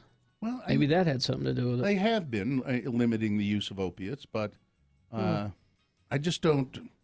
Someone says I had sedation for my spinal injection last week. Last week, okay. I hope this is in error. My brother-in-law misunderstood, or perhaps the doctor misunderstood, but because. I really didn't mind the injection helped a lot, and I didn't mind getting it at all. Does he have Medicare or Medicaid? No. I am a healthcare professional, and I work for an insurance company. That is completely incorrect. Yeah, I think they use a local and do them. I've had them done without sedation as well. Yeah. So the doctor, the first time I had it done, she said, could have the sedation or not. And I said, well, what do you recommend? She said, personally, I like it when the patient has the sedation because it can be painful. It can be kind of painful, and so if you're sedated, and she said, I'd do it. It's quick, it's fast. If it hurts, it'll hurt for just a second, but it can be really painful. And I said, well, give me the damn sedation then, of course. Yeah. Doctor's office versus hospital. Call your insurance and see if it's covered. Could depend. Yeah. My insurance has covered it in the past. Trying to curb the opioid crisis by not using more fentanyl. If there are other options, could be the insurance requires prior authorization. Everyone's got. Or maybe it's the medical group now that won't do it. And of course, someone helpfully suggesting switch to THC and CBD. You'll be happier. Yeah. Thank you for that. That's helpful. That's not going to help you before. No. But I kept insisting. I brought up all that stuff to my brother-in-law. Mm-hmm. I said, no, but sure it's not this and this and that. I mean, I know that. No. The Trump administration said you can't do it anymore. I'm hoping that your brother-in-law misunderstood. So am I, because that's ridiculous. And I don't. Yeah, you probably ought to call your doctor and ask them. Yeah, I'll. Because I'm getting all kinds of. Yeah. The chat room isn't a doctor. Ask your doctor. Yeah. Well, I've gone to the chat room for medical procedures before. It's Demetra, it's been less than helpful. Demetra is a pharmacist, so she helps. There have been changes to it, which type of provider can legally administer sedation after certain doctors who had never taken anesthesia training had patient deaths. Okay, that makes sense. So that we're getting closer. If your doctor isn't trained in it. But the person who administered it was not my doctor. But maybe for your brother-in-law it was. It's the same doctor. Same doctor. That's what's got me confused. All right. I've got a Reuters story for you. Yeah, I tried bringing to look it for up. some stories. Sue found one. Trump Thank you, administration resolves fentanyl dispute, but congressional support needed for broader crackdown. Okay, I'll send this to you. Thank you.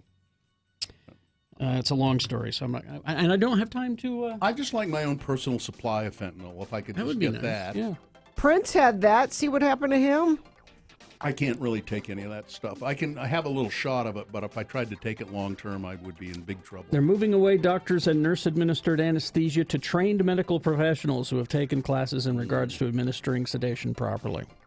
All right. Crash southbound I-15 9th South in Kaysville. The HOV lane is closed. Crash eastbound 90th South of 41st West in West Jordan. Crash southbound I-15 just south of Hillfield Road in Layton. Crash southbound I-15 University Parkway in Orem. Northbound I-15 at 110th South, and it looks like things are very slow northbound I-15 through Draper, Sandy, all the way up into Murray. And looks like that's it. Even without insurance, iMart Express has the right price. 2 pairs of single vision start at $40. 2 pairs of progressive start at under $80. Find a location near you at imartexpress.com. Okay, we got round 2 of your boners coming up next hour, along with some news and other stuff. Stand by. Gina, Black Velvet Boutique. Valentine's Day is coming up, and finding an exciting gift for your loved one, that doesn't have to be stressful. The educated staff at Black Velvet Boutique can help answer your questions. They've got gift ideas for that special someone in your life. They pride themselves in being a judgment-free place for people to shop. Maybe you want to buy yourself something for Valentine's Day. You could do that too. Enjoy the best parts of being an adult with intimate bedroom toys, massage oils, and lingerie from Black Velvet Boutique. They're locally owned and operated since 2000. Now, if you go to Black Velvet Boutique today and mention Radio from Hell, you'll get special discounts for exciting Valentine's gifts, the kind that keep on giving. 595 South State Street in Clearfield, open 7 days a week, or you can always go to blackvelvetboutique.com. Download the brand new X9.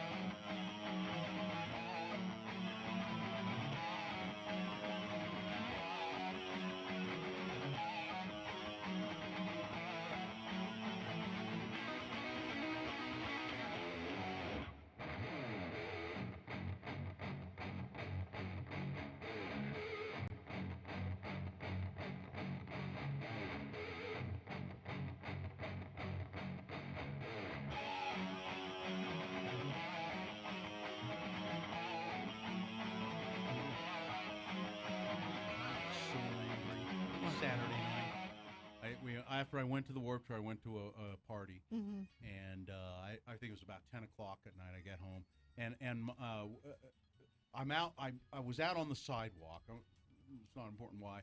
10 o'clock, out on the sidewalk, and what do I see coming across the street? A raccoon, and there's a lot of traffic, and he's coming right toward my house. Yeah. And there's a lot of traffic, Yeah. and the lights in the car honked, and the raccoon kind of, like this, and I thought, God, hit him! I was hoping the car had hit him, but it missed him. Yeah. And he came, and I'm standing 20 feet away from him. Yeah. And he came running, and he ran, and I started yelling at him, and he ran right up my tree, the one that's in my front yard. I have a gigantic, Bill treed a coon. a 50-foot tree. Yeah, I treed a coon. I was yelling, you son of a... Get back here! Bill lives where the red fern grows. I was just so mad, and he ran up the damn tree, and they're everywhere. God. I think they've declared war on you. I think they have. Coming to get you. It's like birds have declared war on my wife. Raccoons. No kidding. Declared war on you. He got he stopped and growled at the car. I swear to God he did. Hi, Rose. Get away! Shake his fist. Road hog. A little birdie finger. One of his little bandit hands, Bird finger. Their hands are almost human, They have them, But ran right up the tree in front of my house. God, that made me mad. What are you going to do? Did your wife lock you out again? You sleep on the porch. Was it one of those? No. No? Oh, why I was on the Why you were out on the front porch? I was taking the night air. He's farting. Taking in the night air. He's out farting. Yeah.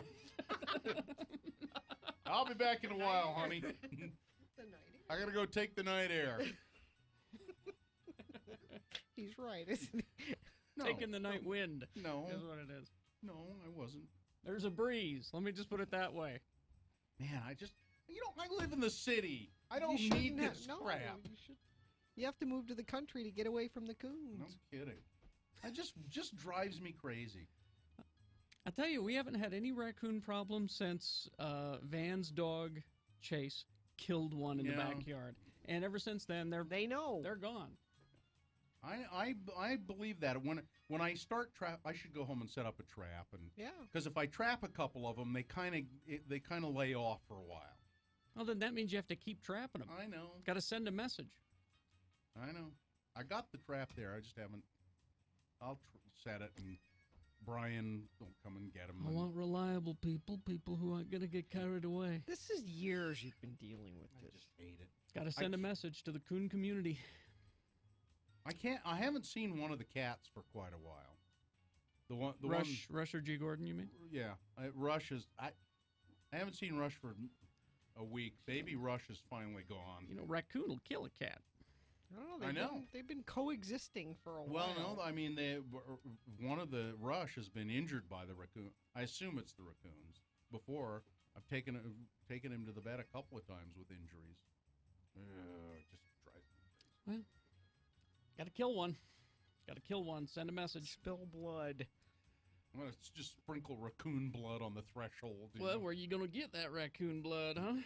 From a raccoon, I guess. You got to bleed one. Can't you buy it at Sportsman's Warehouse? No, that's urine, and that will attract them. I'm sorry. Man.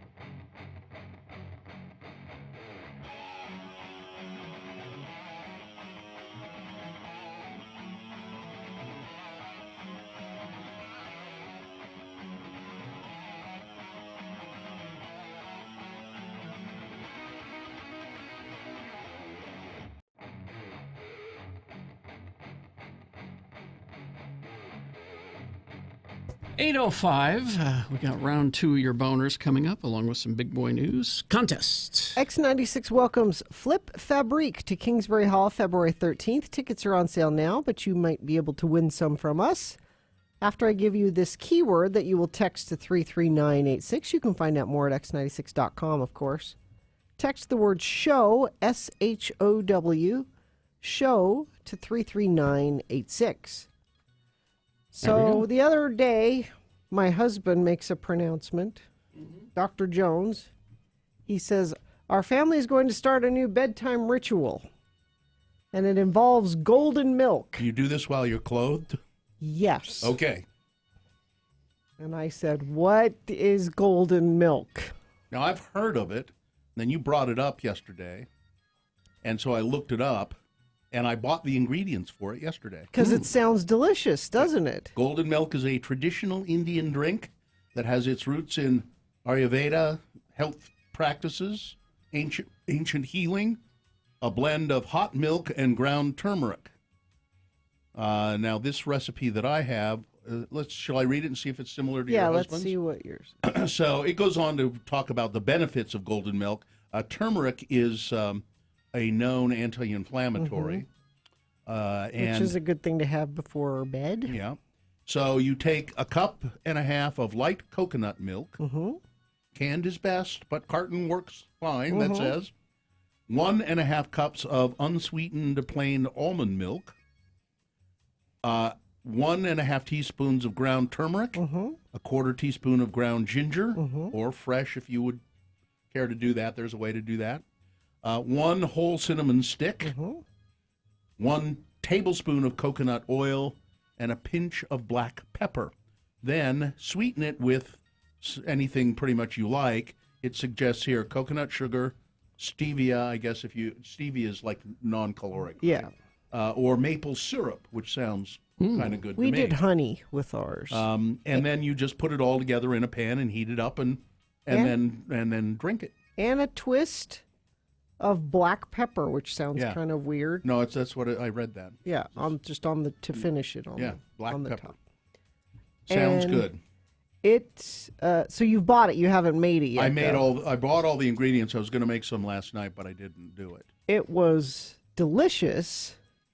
However, it has turmeric in it. Yeah. Which stains everything it touches. Yellow. And I said to Mohammed, you have to drink this at the counter. You can't carry it into the living room. You can't take it to your room. Yeah. Your golden milk has to be. And he said, well, I want to go sit by the fire. And I can see what, because, you want to sip a little hot drink by the. No, you have to sit. And so did he? He did. Okay. And managed to stay in things anyway. And we all finished our golden milk, and we all liked it. There's something about it's the old thing of having a warm milk before bed. This it is says just here it's creamy, comforting, coconutty, and it has a ginger infused, slightly spicy and sweet flavor. It's delicious. But I looked at all of our cups after. Yes. And they were all orange. No, you need to use black cups. And I said to the kids, if this becomes a nightly Jones family tradition, I'm going to have to supervise the drinking of it as well as the teeth brushing after it, because we're all going to end up with orange teeth if we're not careful. Here's what you need to do is make sure you drink it, use the same cups every time, so it doesn't matter if they're stained. These are our turmeric golden milk. These are the golden milk cups. Yeah, golden milk cups. Yeah, I can't wait to try it. I think I'll make some Indian food tonight and then have it after dinner. I think you'll love it. And it sounds great. I actually took mine and had it in the bathtub and sipped it. I told you have to have it at the counter. You cannot take it to the bathtub, as nice as that may be. Yeah. No, it was. I don't understand lovely. why there's a double standard for parents and children, and there just shouldn't be. That's not fair. There shouldn't be? No. I paid for all the things in the house. If I spill turmeric on them, I paid for it. If my kids spill turmeric, it's been a long-standing rule. If you spill turmeric on something, you pay for it. You turmericed it, you bought it. So that's on a day like today when it's kind of snowy and overcast, just think of ending your day with a nice cup of golden milk. Just look up golden milk. You'll find any number of recipes. I've just come to the conclusion that your husband is a hippie that showers regularly. Yes. He is. Are you sure about the showering yes. thing? He is. He's wonderful. Yeah, you'll have to get you Some dedicated cups. These are our golden and milk. probably not white, china. Unless you don't care if they're stained. Maybe clear glass might be the way to go. And if you don't, or you can just use stained mugs. That kind of gives them a sort of a character. But I know, Gina, that won't fly. I know. Clear glass. Because they look dirty. They've been through the dishwasher sanitizer. Nope. I'm sorry, they look dirty. We'll try. We have some clear. Those are our hot toddy glasses. So. Well, no, you can't do that. I'll try those. You can't do that. No. McDonald's had a series of glass coffee mugs that were from Batman Returns. Oh, cool. I think I have one, and I'll get it to you. Okay, that'll be my golden milk glass. How dare you think you could use the hot toddy mugs for?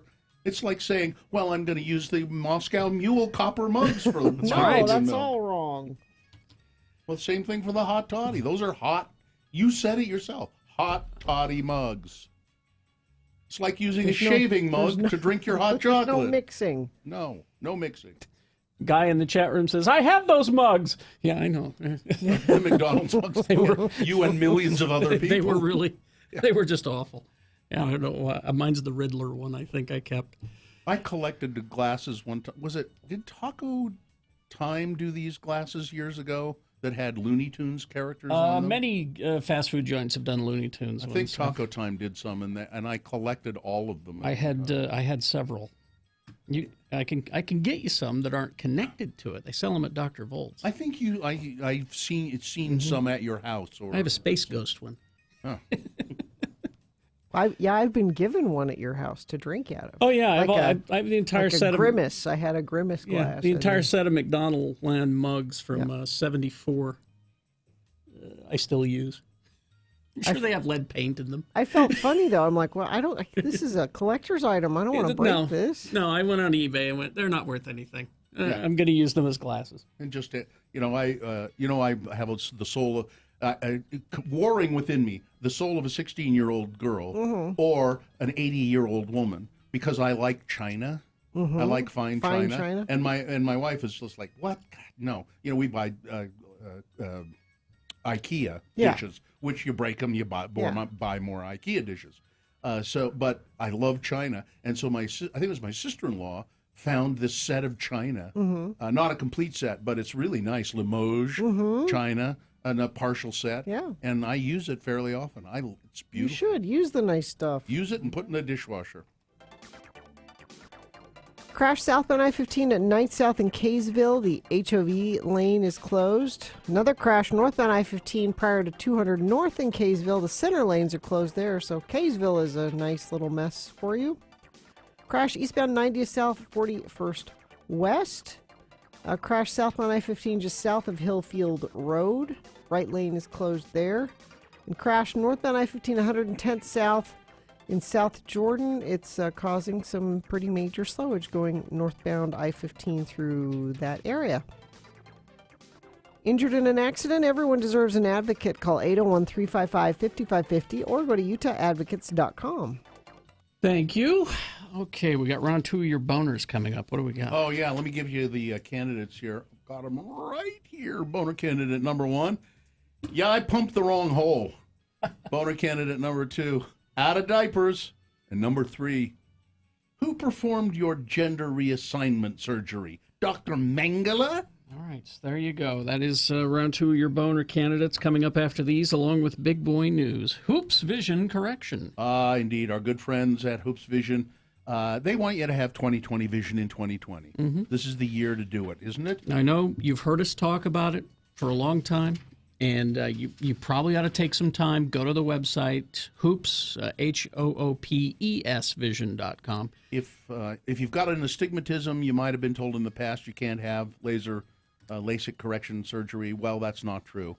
There is a misconception that you can't. If you thought that you just had to wear glasses the rest of your life in order to see, LASIK is an option for you. So please try this free, no obligation appointment that you can get at Hoops Vision. Their experienced surgeons have the safest and latest proven technologies, and they have phenomenal outcomes. They've done over 80,000 procedures since they began at Hoops Vision. They're a world-class leader in vision correction. So you can call them to make the appointment, 877-30-LASIK, or you can go to hoopsvision.com.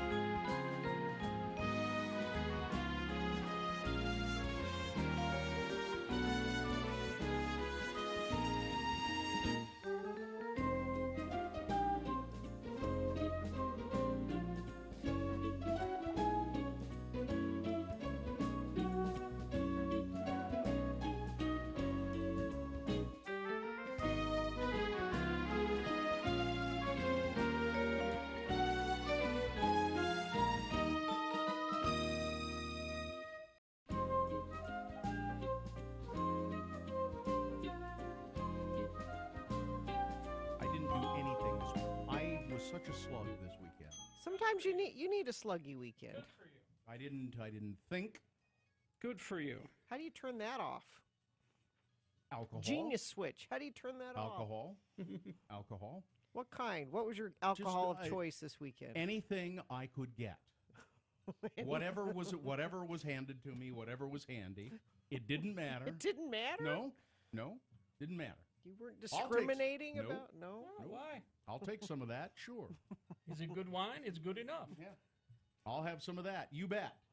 And you were just handed things? Went out to dinner. That's the way it should be. Went out to dinner on Valentine's Day. You did? You did that going out on Valentine's? Yeah. That's brave. Yep. Had a nice dinner at Copper Onion, and pork belly should be one of the major food groups. I agree. It really should be. What was the pork belly on, or was it? No, just, it was just pork belly. just out there being pork belly. Pork belly with some cherries and some Brussels sprouts and turnips. Just kind of as a little side starter, dish, a little starter to the evening, and then nice. Oh man! Did you take in your surroundings? Did you look at the other people that chose to go out on Valentine's Day? I See did. How in love they are. I did. Not? There was. It was. It was very busy. Copper Onion was very busy. I assume all the restaurants were very busy on Saturday. Did you go out on Saturday? No. No.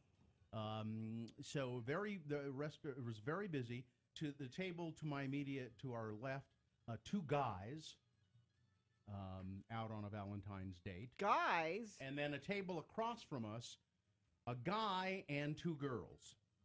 And they kept they were quite annoying. Because the guy kept hanging a spoon on his nose.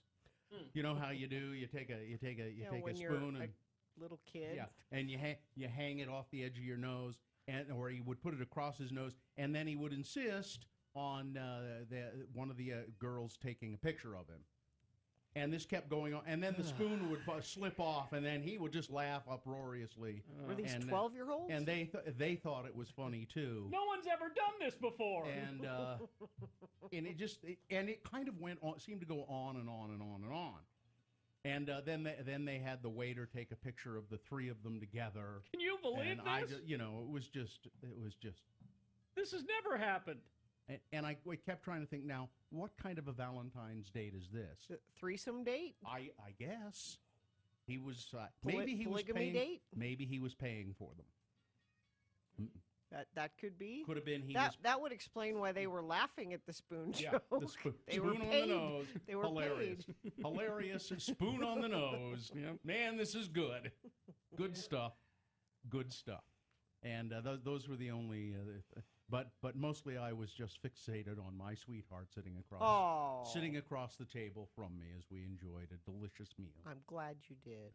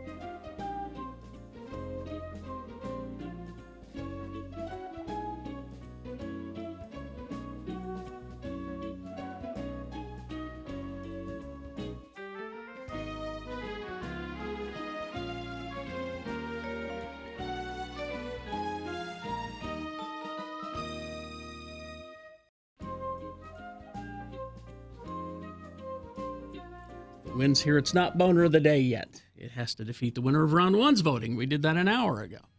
So we'll take both of these winners. We'll put them against each other at 9:20 this morning is when Boner Fight happens. That's when you decide Boner of the Day. Right now, you're picking the champion for round 2, so choose strategically. Here we go. 2 candidates now, a third after the news. Once you've heard all 3, then you will vote. One of you lucky random Boner voters will receive. I can't buy it, gotta win it. Radio from Hell Boner t-shirt. Here's Boner candidate number 1. I pumped into the wrong hole. Firefighters in Florida said a hazmat team responded to a gas station where a man filling up his boat with gasoline confused a fishing pole holder for the gas tank. Orange County Fire Rescue said that the customer at the 7-Eleven in Orlando was attempting to fill up his 18-foot boat when he accidentally pumped 30 gallons of gas directly into the cockpit of the boat. What? Fire Rescue said the man pumped about $60 worth of fuel into the cockpit, then put another $40 worth into the gas tank. How do you get rid of... They had to siphon it out. Yeah. And then it's covered in gasoline. Pumped it into the wrong hole. Boner candidate number 1. I pumped the wrong hole. Boner candidate number 2. Out of diapers. A Florida daycare. I read this story. Did you read it? Oh. Has fired one of its employees after a mother said she was furious to find the words, "Mom, I'm out of diapers. Please read my report," written in large letters across her toddler's stomach. What? The executive director of the Child's Education Center of the island, Cindy Carter DaCosta, said in a statement that they were aware of the incident at the school and, quote, "We are terribly sorry for the distress it has caused the family involved, go to as well as all of our families." Yeah, go to x96.com/live. You can see the picture. Holy Heather cow. Chisholm posted that picture on Facebook after finding the message scrawled with a marker across her son Milo's torso. "Every day I pick up Finn and Milo from daycare. They put a daily report paper in Milo's lunchbox. It says that what mood he was in for the day and what times they changed his diapers and if he needs diapers or wipes." She wrote that she may have missed a note about Milo's diaper supply in a recent report, but said the staff at the Sanibel school said nothing about diapers when she picked Milo up. "I'm a single mom, full-time job, 2 young kids. Sue me for not reading the report every day." Hey, Heather, your son needs diapers. Maybe you missed the report. Ugh. But they drew Wrote it it? on his stomach. Oh. Boner candidate number 2, out of diapers. Coming up in a moment, Boner candidate number 3. Yeah, who performed your gender reassignment surgery? Dr. Mengele? Boner candidate number 3 for round 2. Coming up after this, Big Boy News and Opinioendo, brought to you by Cosset Bath and Body, a local company that makes therapeutic bath bombs. Visit Cosset in Layton Hills Mall, Trolley Square, University Place, and online at therapybomb.com.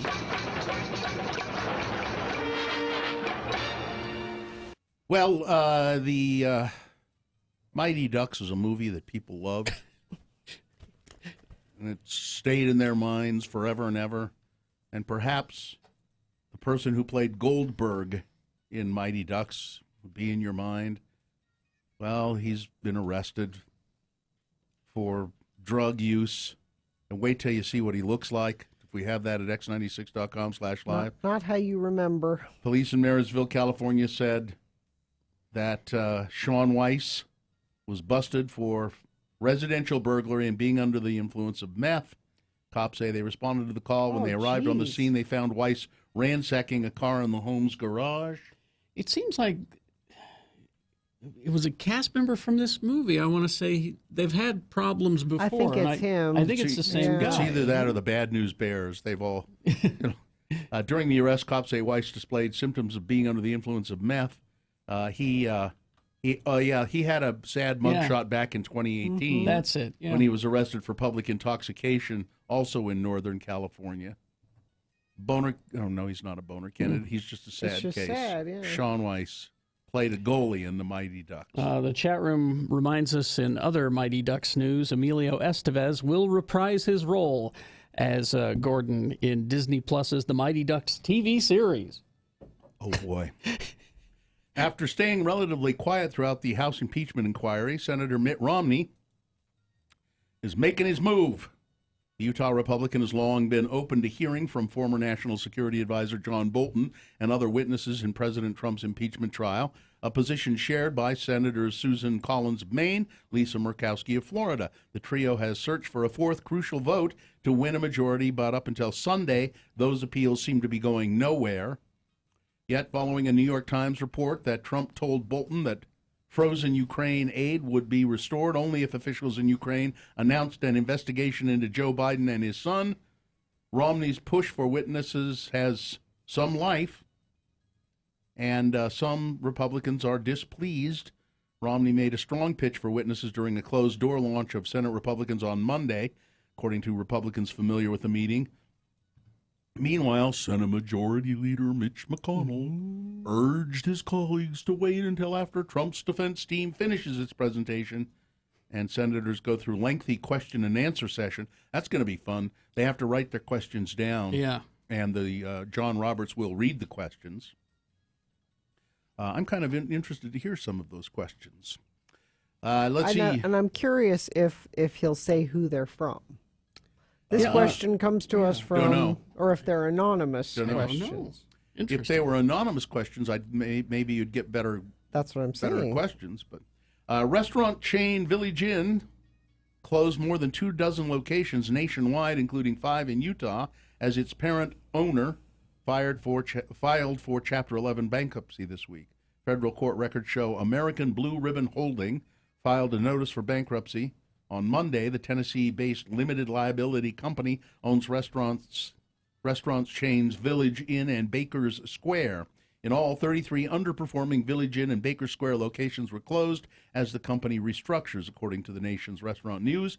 The report said the move was made as American Blue Ribbon suffered a continued slide in sales that began in 2017. There are no Baker Square in Utah. No. The company didn't list which Village Inn locations closed, but looks as though the locations in North Salt Lake, Orem, Roy, Sandy, and West Jordan were probably the ones that were closed. Thank JB's that you worked at. Yeah. Okay. Thank God the one in my neighborhood, the Village Inn in my neighborhood, still open. Just very close to my house. And when was the last time you went? when I go there on every weekend for coffee and skillet breakfast, and I read the Big Nickel. They all know him there. I sit and read the Thrifty Nickel and have a skillet breakfast, and have my coffee. How are the kids, Sarah? The coffee tastes pretty much like hot water that's had a brown crayon dissolved in it. Basically, yeah. And I keep telling them, you need to add another crayon. Another crayon. It's weak. It's weak. I need another. This should be 2 crayon coffee. I've stopped ordering coffee at restaurants. I mostly don't, Period. unless I know what kind of coffee they have. You're a snob now. You're a coffee snob. Well, it's usually, it's like you said, it's usually hot flavored water. I can't understand why people drink coffee like that. But more and more places have gotten up to speed on their coffee. They're starting to, but they've gotten better at it. It used to be you couldn't find a good cup of coffee unless you made it at home. I've been in places though that I'll sit down and I'll look around and I'll think, okay, these guys might have good coffee, and I'm still disappointed. See, my husband's take on it is, if you're a coffee lover, you'll drink it all. Doesn't matter. Nope, you have to. If all they have is the crappy cup of coffee, you'll have a crappy cup of coffee. Really? Yeah. Yeah. I'm not a coffee lover. Yeah, he's a coffee lover. I'll have coffee even if it's crappy. But I don't. I go, this is crappy coffee, but I'll drink it. I mean, I have it by necessity in the morning, and then occasionally on weekends when I make it at home for Sue, and that I know it's good because I made it. One day after a rally for the Equal Rights Amendment at the Utah State Capitol, silent sentinels have taken up watch. The idea of the sentinels dates back to 1917, when women, including Alice Paul, were pushing Woodrow Wilson, who was then president, for the right to vote. The women stood for 2.5 years in front of the White House, where they were arrested, harassed, beaten, and tortured, as recently recorded by the Washington Post. The poor treatment led to the support of the women's suffrage movement and the right to vote for women in 1920 with the 19th Amendment to the Constitution. So they have left silent sentinels. The plan are to have a woman standing visible for lawmakers during the entire session of the Utah State Legislature. Not for 2 years, but No. I like this idea. We need to do it here, though. The Pentagon now says that 50 U.S. troops sustained brain injuries in the Iran-Pentagon strike. You know, those brain injuries that President Trump said, well, there's no blood, it can't be too bad. Headaches. There's no blood, they get a little headache. They didn't lose a limb. Yeah. And mermen have begun to appear, and they began to appear in the summer of 2017 in St. John's, Newfoundland, roughly midway between Montreal and Greenland, sunning themselves on rocks by the harbor or on the graffiti-strewn pylons of an abandoned waterfront fort. They caused quite a stir. One merman even ventured into a local tavern where he splayed himself out on top of the bar, puffing on a long cigarette. Another one was swearing vengeance to He-Man. It turns out that the mermen did not suddenly emerge from the sea, as you might have thought, but from the head of Hassan Hai, a Pakistani Newfoundlander who works at St. John's tech startup as a bartender on the side. Several years ago, Hai, a gentle giant with tattoos, a shaved head, and a foot-long beard, started the Newfoundland and Labrador Beard and Mustache Club, and that has morphed into mermen. Now, you've seen the mermaids from the Great Salt Lake. Yes. It's a similar thing. It's guys, big beefy guys with beards and fish tattoos, and then they have a fish bottom. I want pictures. I have one over here. Okay. I don't think we have one at If you X96.com. just Google merman, it's going to come up that He-Man villain. Okay. So you got to specify. There are some really nice pictures here I'll show you in a second, Gina. Okay. They're really into it, these guys. They're Okay. mermen, and they are sexy. Merman, you fool! And finally, this, Gina, for What? you. Yes. The Kentucky Derby announced that it's seeking an official menu taste tester. That's not you. To finalize the list of dishes offered at this year's race. I get to decide. The racetrack said the first 100 culinary connoisseurs to submit their favorite original Derby recipe to the contest website will be entered to win the chance to be the official menu taster of the 146 Kentucky Derby. Wait a minute. We could have Kentucky Derby steak fingers. No one else is going to submit steak fingers. Especially if you make them out of horse meat. But you're not submitting; you're tasting. That's your job. Well, no, you got to submit a recipe. Submit a recipe. Finger steaks. Well, for the Derby. No, might I suggest the chicken fried bacon? Ooh, that'd be yes. I showed you. That's a side dish. Finger steaks with a side of Kentucky fried, chicken fried bacon. Yes. Yeah, that would be healthy. With the milk gravy. Yeah. Oh, delicious. All right, that's They'd it. hire me. Sports weather traffic. Brought to you by Larry H. Miller Super Ford, home of the Superfast VIP appointment. Go online, lhmsuperford.com. Make your VIP appointment. Be in and out in 2 hours, or they'll pay you $200. lhmsuperford.com, driven by you. Non-Kobe sports story for Bill. XFL will start February 8th. The sports desk of TV10 will follow the story as it develops. I don't know if that's a text from Tommy. Bill or Tommy. Do we know? But they didn't say which. Leave it to TV10 to give us incomplete information. What channel is it going to be? I don't know. Where can I find it? Search XFL on your device. The Jazz tonight are on the road in San Antonio to play the Spurs at 6:30, and there's still lots of Kobe news. It's all Kobe all the time. Traffic. We've got Katie just texted us because she left, and I'm hearing from lots of other people, northbound and southbound, terrible in Kaysville. Somebody crashed through a barrier and broke it. Holy crap, it's bad, somebody else says. 7th East is down to one lane just after 106 South. It's getting backed up to 114th. All of those coming in via text at 33986. So Davis County having serious problems. Crash northbound I-15, 37th South and South Salt Lake. And looks like that's about it. Looks like the snow letting up in places or just starting in other places. But it's supposed to be all finished sometime early this morning. So hopefully we'll be done with that. And we'll have a high today of 41 and partly sunny later this afternoon. That's traffic. All right, here's boner candidate number 3. Who performed your gender reassignment surgery? Dr. Mengele? A South Dakota lawmaker said Tuesday that he's sorry that he recently compared doctors who assist in gender reassignment process for transgender youth in the state of South Dakota to Nazi doctor experiments that occurred during the Holocaust. Wow. State Representative Fred Deutsch first made the comments during an interview last week with the Family Research Council, a conservative Christian group that lobbies on a number of issues, both cultural and political, from a biblical worldview. In the interview, the lawmaker discussed a bill he's sponsoring that would make it a misdemeanor for physicians or any other medical professional to perform gender reassignment surgeries on minors or to provide patients 16 and younger with hormones, even if the minor is emancipated. Well, you know, if you care about kids, I think you have to prioritize them. And you know, in South Dakota, we don't allow mutilation of our children. I don't care if it's doctors. I don't care if it's parents. I don't care if it's doctors. These kids on the internet, they share these pictures of themselves that just blow you away, all these surgical scars, and it's terrible. That should never be allowed. To me, that's a crime against humanity, and these procedures are done by these so-called doctors, you know, that dance on the edge of medicine.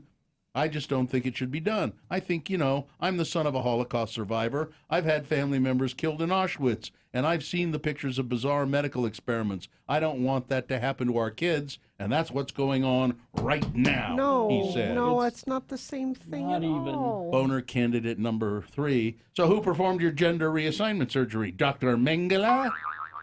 All right, let's review the first two and vote. Boner candidate number 1. I pumped the wrong hole. It's a man who pumped 30 gallons of gasoline into the wrong part of the boat. He thought that for some reason that the fishing pole holder was the gas tank, and he ended up pumping gallons of gas into the cockpit of the boat. Boner candidate number 2, out of diapers. Daycare worker finds a kid sent home from daycare. The mother finds that a daycare worker had written on her toddler's stomach, "I'm out of diapers." And boner candidate number 3, who performed your gender reassignment surgery? Dr. Mengele? Okay, things that must go coming up after these. And we'll award round 2 of your boner. Right now, you got to vote for round 2. Here we go. 1, 2, or 3. Remember your candidate number, the one that you think should win. Put that number in the message of a text. Text it to 33986. Or call 877-602-9696. Use your voice to vote. Go online, x96.com. Look for the box that says Boner Voting January 29, 2020, and vote there. We'll take the winner of this round, put it up against the winner of round 1, and have them face off in the Boner Dome at 9:20. That's when you'll decide Boner of the Day. So pick your champion for round 2 right now. You've got less than 300 seconds. When Carrie, Bill, and Gina run out of things to bitch about, we...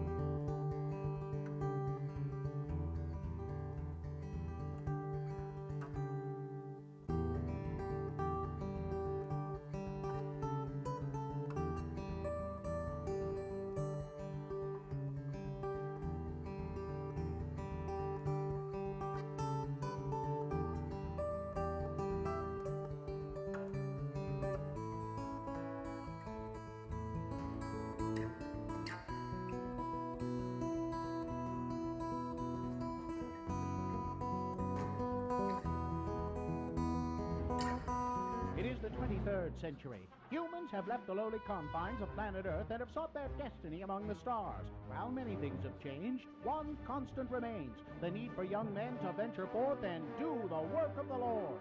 This is the tale of 2 such men who at the age of 19 have answered the call of their general authorities and are embarking on a 2-year mission to spread the gospel throughout the galaxy. This is the story of Space Elders! In this episode, we find our elders rendezvousing with Zone Leader Hansen on some distant planet in the BFE sector. Hey, Butch, what you got there? Oh, it's a care package from my folks. You know, my mom means well, but she just doesn't understand the physics involved in sending stuff from home. Well, what you mean? Well, the cookies she sent are fine. They're hard as a rock, just the way I remember them. It's the lime jello with shredded carrots in it that causes problems. You know, even in Tupperware, this stuff goes bad after a week in hyperspace. Missionaries who have eaten this stuff have been known to develop a form of space madness. Wow. Oh, look, here comes Zone Leader Hansen right now.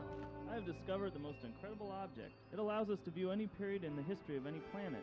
We can research early church history.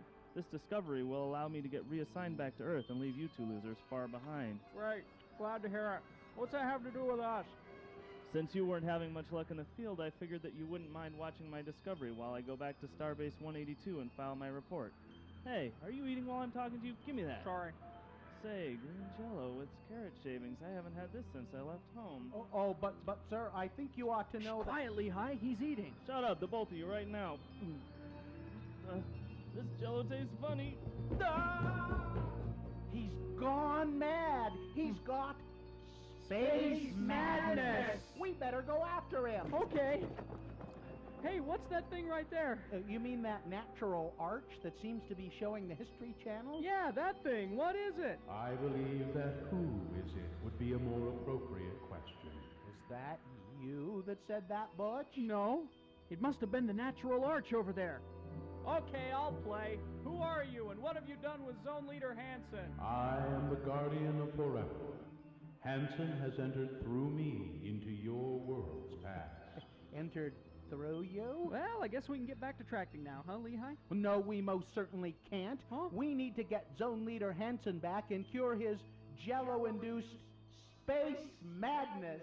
Come on now, Lehigh. He was a little weird before my mom's jello. Are we sure he's sick? Where in our world's history is Hansen now, Guardian? He was asking questions about Mormon history and about lime jello in particular.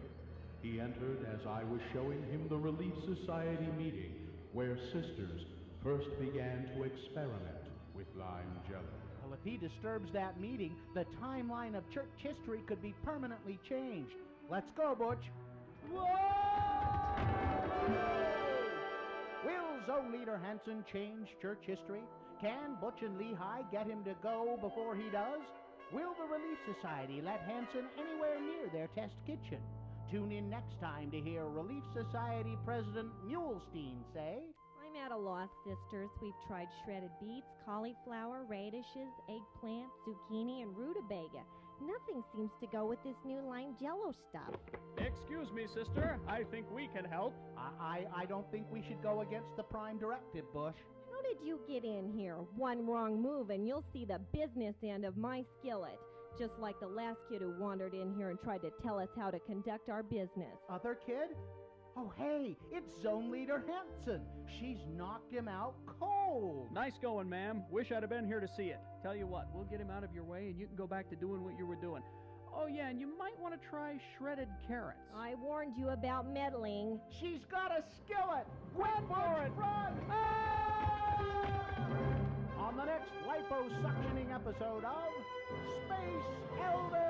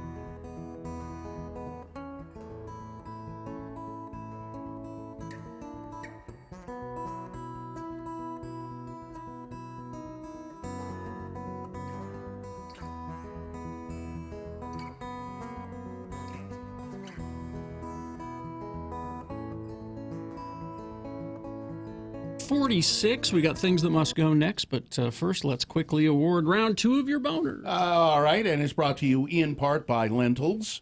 And don't let Utah winter weather get you down. Get out in it safely. All-wheel drive from Katrubis Volkswagen. Check out the website for price and payment guarantee details at LaytonVW.com. Boner candidate number 1, I pumped the wrong hole.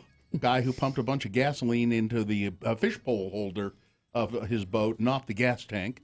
Boner candidate number 2, I'm out of diapers. It's a woman who got her kid home from daycare, found that daycare workers had written on his stomach in magic marker, I am out of diapers. And boner candidate number 3, who performed your gender reassignment surgery, Dr. Mengele, a South Dakota lawmaker, apologizing, saying, I regret drawing a comparison between transgender medical procedures and Nazi doctor experiments. Noreen won a boner t-shirt, and the winner, boner candidate number 3, who performed your gender reassignment surgery, Dr. Mengele. That's your winner of round 2. Now goes forward to go up against the winner of round 1. One of them will be boner of the day. You will decide at 9:20. Things that must go, brought to you by Canadian circus troupe Flip Fabrique brings their whimsical cirque show Blizzard to Salt Lake February 13th for one night only. Tickets at utahpresents.org. Things that must go on the radio from Hell Show. Now, these are things that are bugging you, friends of the program. Things that if they don't leave your life, you're going to just lose it. So you write them down in an email and you send them to radiofromhell@x96.com. You put must go on the subject line, and perhaps it'll ease your troubled mind if we read your must go on the air. I'll begin today. This one says, greetings, lords and lady. You can use my name. It's Jeremy Harrison. Thank you for letting me listen. I supported your protest day by listening to all of the commercials you played, starting at 6 a.m. yesterday until you started the show. You should have been given the day off. My thing that must go is the deification of celebrities. As I was pounding away on the elliptical at the gym, waiting for the Radio from Hell program to begin, footage of Kobe Bryant's death was all over the many TVs I could see. For almost an hour straight, they talked about how terrible the tragedy is and all of the heartbroken family, friends, and fans out there. Now, please don't get me wrong. It was a horrible accident, and I feel empathy for their families and loved ones. However, in all of the coverage I saw, not one image or mention of the rest of the victims to be found. And that was certainly pretty much the case in the initial stages of it. All of the victims have likely left mourning loved ones behind. Why does Kobe's celebrity make his death or life, that matter, any more or less important than anyone else's? Well, he says, perhaps I'm missing something and you can explain it to me. You explained it to yourself. It's just the way it is with the cult of personality. The cult of personality and celebrity, that's just the way it is. Long time friend of the program, love the show. Keep it up. You bring a refreshing perspective of sanity to our small and often sheltered state. This one, let's see, is from, hi, lords and ladies. I have two things that must go. I really enjoy The Prodigal Son. That's a TV show. Network show, isn't it? Yeah. I don't know. But the actress who plays Malcolm's mother has to go. Her overacting reminds me of a horrible soap opera. She's ruining a good show. So make her go away. Okay. Also, I hate it when watching Hulu and the same 4 commercials play over and over. If I have to watch the Hills commercial one more time, I might have to stop binge watching Veronica Mars. Okay, I know. I should stop watching since it's kind of terrible, but it's a guilty pleasure. Thank you, Sherry. And then this one from, you can call me Dax. Hi, Dax. I'm looking at his real name here, and it bears no relationship to that Dax, but there you go. I have a couple of must-goes that you can help me with. First, I'm a podcast listener from Tacoma, Washington, and what must go is whoever's editing your podcast needs to stop editing out the moon and date information at the start of the show. Now, I'm not sure why that would be edited out. I don't know either. Says, like you, I'm a fan of the moon, and I miss hearing about it in the full opening of the show. We love the moon. Second, I work at a lab in a hospital. We use pneumatic tube systems to send blood and urine samples from the floor up to the lab for testing. For the love of all that's holy, unsecured urine cups must go. I have to clean up broken and spilled urine samples one more time. If I have to do that one more time, I'm going to listen. Thanks for letting me listen. This show would never work out of outside the state of Utah. And I have just one of my own things that must go. I got a piece of mail yesterday, and it was a large envelope, and it said, please do not bend on it. And I have a mail slot on my front door. So it's a little larger than, but it was not big enough for that thing. So the postman bent it and shoved it through the mail slot. Now, As it turns out, it's nothing important. It didn't matter whether it was bent or not. But still, it says right on it, please do not bend. If you can't get it into the mail slot, then what you do is you leave a note, and I have to go pick it up at the damn post office. And I would rather do that than lose something valuable. Please do. Now, again, the postman maybe looked at it and went, I know what this is. I see what this is. This is an ad. It doesn't matter. And maybe he delivered 100 of those. Gina, no, it was addressed to me from the ACLU. I'm sure that it was to me personally because they don't want anybody else's money. They want mine. ACLU. All right. That's why he bent it. All right, Kerry, go ahead. I will start. Let's give you an idea of the trials and tribulations that happen at our house. I don't know if I can take it, Kerry. You know, on your iPhone? Yeah. You're looking at an article or a web page. Yeah. Floating ad is on the page, and there's a teeny tiny X or close option. Yeah. But your finger's kind of a little fat. Oh, you poor And you click it, and you wind up opening the ad instead of closing it. I hate that. You poor man. I know, it's not easy being me. All right. This one from Adam. Hello, lords and lady. My thing that must go is the pile of dishes my family leaves in the sink for me when I get home from work at 1 a.m. Oh, boo, that's not nice. I can understand a few dishes, but it looks like you had some sort of feast. If you can make this go, that would be great. Thank you. Adam. All right. This one from John. Things that have been particularly irksome the last week. Businesses whose phone recordings go through a long spiel and the menu selection choices only to inform you the business is closed for the holiday after you have made the choice from the menu. Must go. Change your settings to inform me that the business isn't open at the beginning of the recording. You know who you are. I will never get those lost minutes back of my life. And then he goes on a long rant about blood pressure parameters, which is hard to read and math. But it just means he's dying sooner. Thank you, John. Thank you very much. This one from Doug. Early in the mornings when I'm creeping through the house getting ready for work with Google Home quietly playing Radio from Hell to keep me company. And suddenly your bro voice announcer guy tells me that all I can just say, Alexa, play X96, and suddenly my Alexa-connected Ecobee thermostat on the wall next to the Google springs into action, and now Radio from Hell is playing through two devices way too loud. Oh, no. This must go. And quick, before it wakes up my husband and our son sleeping upstairs. Also must go my 3-year-old waking up at 6:15, taking away the one quiet hour I have to myself in the day. Especially when he begs me over and over again to watch a show. I'm just trying to listen to your show on Google Home, of course. Thank you for letting me listen as quietly and in as much peace as possible for as long as I possibly can. Sure thing. Dear lords and lady, feel free to drag my name all over the place. All right, Kurt. My first must go are people who idle. I tell all the offenders I see they are wrecking my air, but it just seems to make them want to do it more. I've seen people idle their car in summer because it's too hot. Please use your influence with the radio universe to help us with this ongoing problem. My next thing that must go is us against them mentality with regard to partisan politics. Why can't we just choose someone based on their ideas? What if we got rid of red versus blue and just voted as Americans? I have friends and family that are diehard Republicans, and I just cringe when they bring up politics. This must go and will be a challenge for the Radio from Hell show, but I just want to put it out there. Your show is awesome, and I laugh every time I listen. Thank you, Kurt. This from Mindy, things that must go. Duvet covers must go. Pretty sure they were invented by Satan. And Portland BFOP since 2005. This show would never work. Never work outside of the state. No. A few must go since I've moved out of state, started a new family. Number 1, sleep training toddlers. They should have nannies specifically trained in this. They do, actually. If you have thousands of dollars, someone will do that for you. Anyone who uses social media to complain about social media must go. Knowing every line in Pixar's Cars because it's my toddler's favorite movie.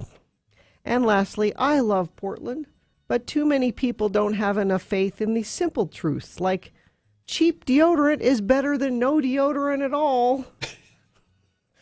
Portland, you're every stereotype, Portland. I only miss you all and others, not the state. Bill, keep pouring your double. Gina, don't get up. And I thank you, Carrie, for this new life. I don't know what that means. I don't know what that means I either. thought you would know what that meant. But No idea. Did you help this person move to I have Portland? no idea. All right, is that it? That's it.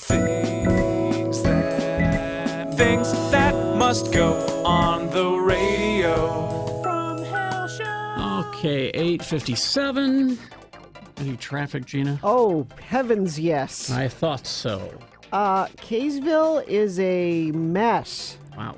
North and southbound, multiple lanes of travel, both directions. Expect heavy delays throughout the area. I believe Katie is still stuck in that mess, going both directions. Todd's going to be late. Yeah, actually, he very well might be. Let's see. Little Cottonwood Canyon is open. It was closed earlier. And let's see. I was just looking through the emergency alerts. That's the major one we have there. Everything else seems to be moving well. That's traffic. Thank you very much. Corey's concert and community calendar coming up. KXRK Provo. The music starts at 10 with a 1 hour.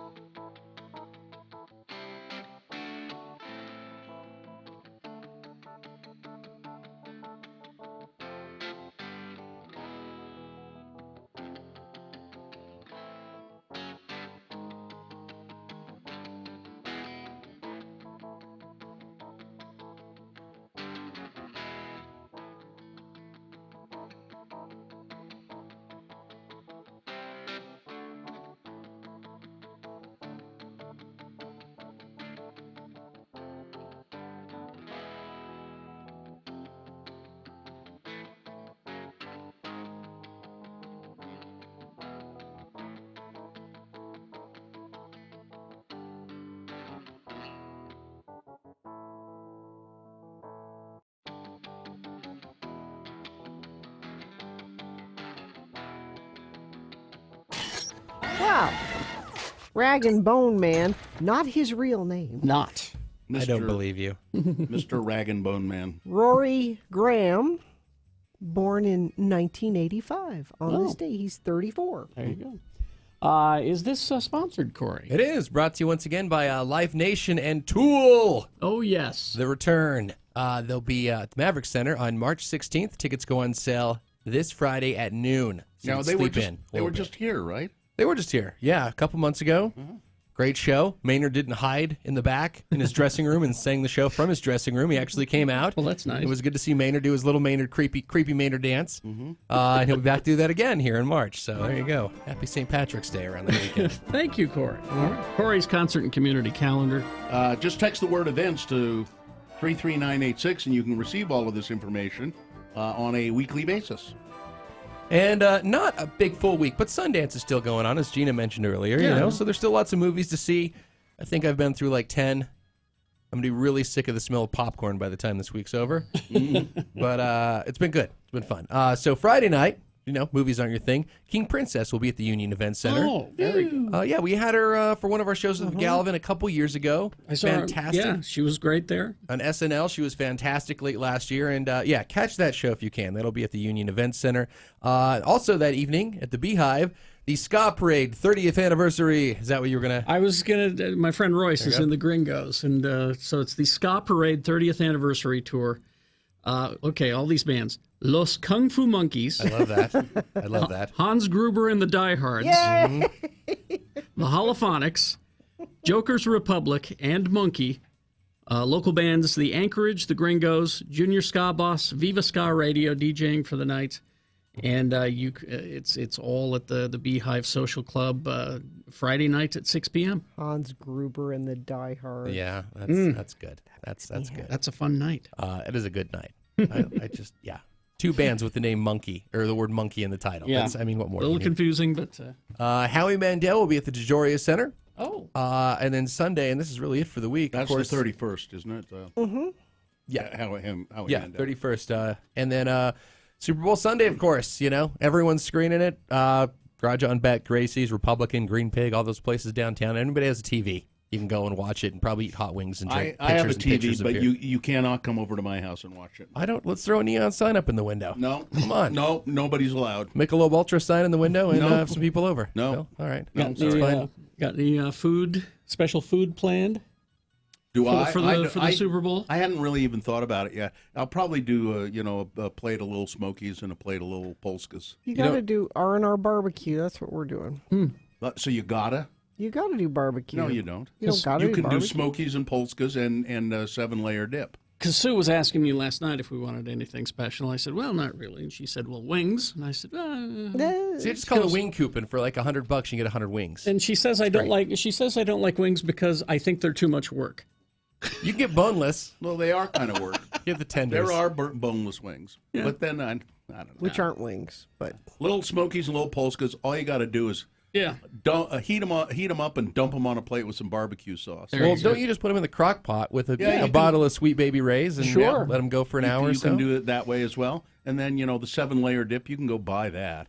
Yeah. You don't have to make it yourself. Somebody made it. Yeah. That's all that matters. That's right. All right, so there you go. That was all brought to you again by Live Nation and Tool. March 16th at Maverick Center. Tickets on sale this Friday at noon. Might even have some 5-bean salad. I didn't know there were 5 beans. There's 7-bean salad, but that's a little too fancy for me. We determined that we're going to do tachos. Tachos would be Oh, good. it's tater tots, but Instead of it's nachos, but instead of chips, you use tater You make tots. those Hopkins and Sugar House makes awesome tachos. Oh, really? Yeah, really give good. that a try. Really good. All right. Well, thank you, Corey. Thanks. Thanks for swinging by. giveaway. Yes. X96 welcomes Mystery Science Theater 3000 to the Eccles on February 8th. Purchase your tickets and get more information at x96.com, but maybe you'll win some from us. It'll be next week on your calendar, Corey. I will We're taking notes. give you a keyword, and you'll text it to 33986 for your chance to win. The keyword is robot, as in crow T. Yes. ROBOT, robot. Text it to 33986. Thank you. Okay, we will take a break. We will be back with Boner Fight. Stand by for that. Also a reasonable amount of news. You care about the air. I do. and you should too. UCAIR, is a website where you can go and find out things you can do to help improve the air in the valley. Stop burning wood in your damn fireplaces. That's one thing. Yeah. Convert it to gas or just don't do it. Exactly. Either or. It's not. I use to heat my house. Then get a furnace, I was gonna okay? say, It's time to be done with that. Yeah, or Tell you what, Grizzly Adams, maybe it's time to move up. you're a son of the Utah Pioneers. I understand that, but also carpool, skip the trip. If you can't, if you don't need to do it, don't go out. See, today is my errand day. I run all of my errands in one day. Just trip kind of chain. hang them all together. You can telework, which I think we should lobby for. Bike or walk or take public transit. There are other things you can do. Check out state gas stations that have the Tier 3 fuel as well.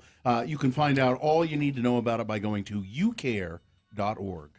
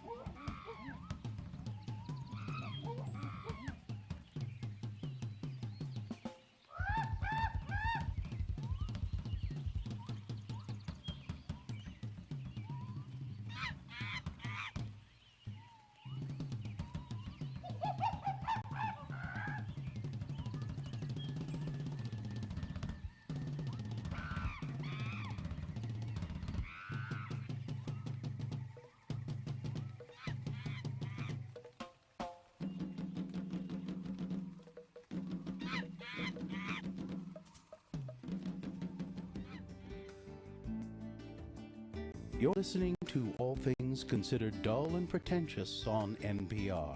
I'm your host, the Lyman Pettigrew. You may refer to me as Lyman Pettigrew. Our next program is funded by a grant from the Lyman Pettigrew Foundation. Every Thursday, we like to take a look at children's book reviewer, Mongo. We call it Children's Book Review with Mongo. Today, Mongo will be reviewing the timeless classic Runaway Bunny by Margaret Wise Brown, illustrated by Clement Hurd. Mongo, Runaway Bunny. Is that all, Mongo? No, much more. Runaway Bunny bad. Make Mama Bunny chase after him. Bad Bunny. If Mongo run away from Mama, Mama bonk Mongo on the head. Bad Mongo, bonk bonk. Mongo also hate Runaway Bunny because no color pictures on pages. Mongo like pretty pictures. Mongo hate words. This has been Children's Wait, Book... Mongo not finished. Bad character development in Runaway Bunny. Mongo not care when Bunny run away. What motivate Bunny? What compelling reason to turn page? Plus, Mongo thinks something kinky going on with Margaret Wise Brown and Clement Hurd. Bad book. Very bad. Now this has been Children's Book Review with Mongo. Coming up next, we look at the explosion of goat cheese making in America's heartland, and later on we take a very, very quiet look at the exciting NBA playoffs on All Things Dull and Pretentious on NPR. But first, this news from parts of the world you've never heard of.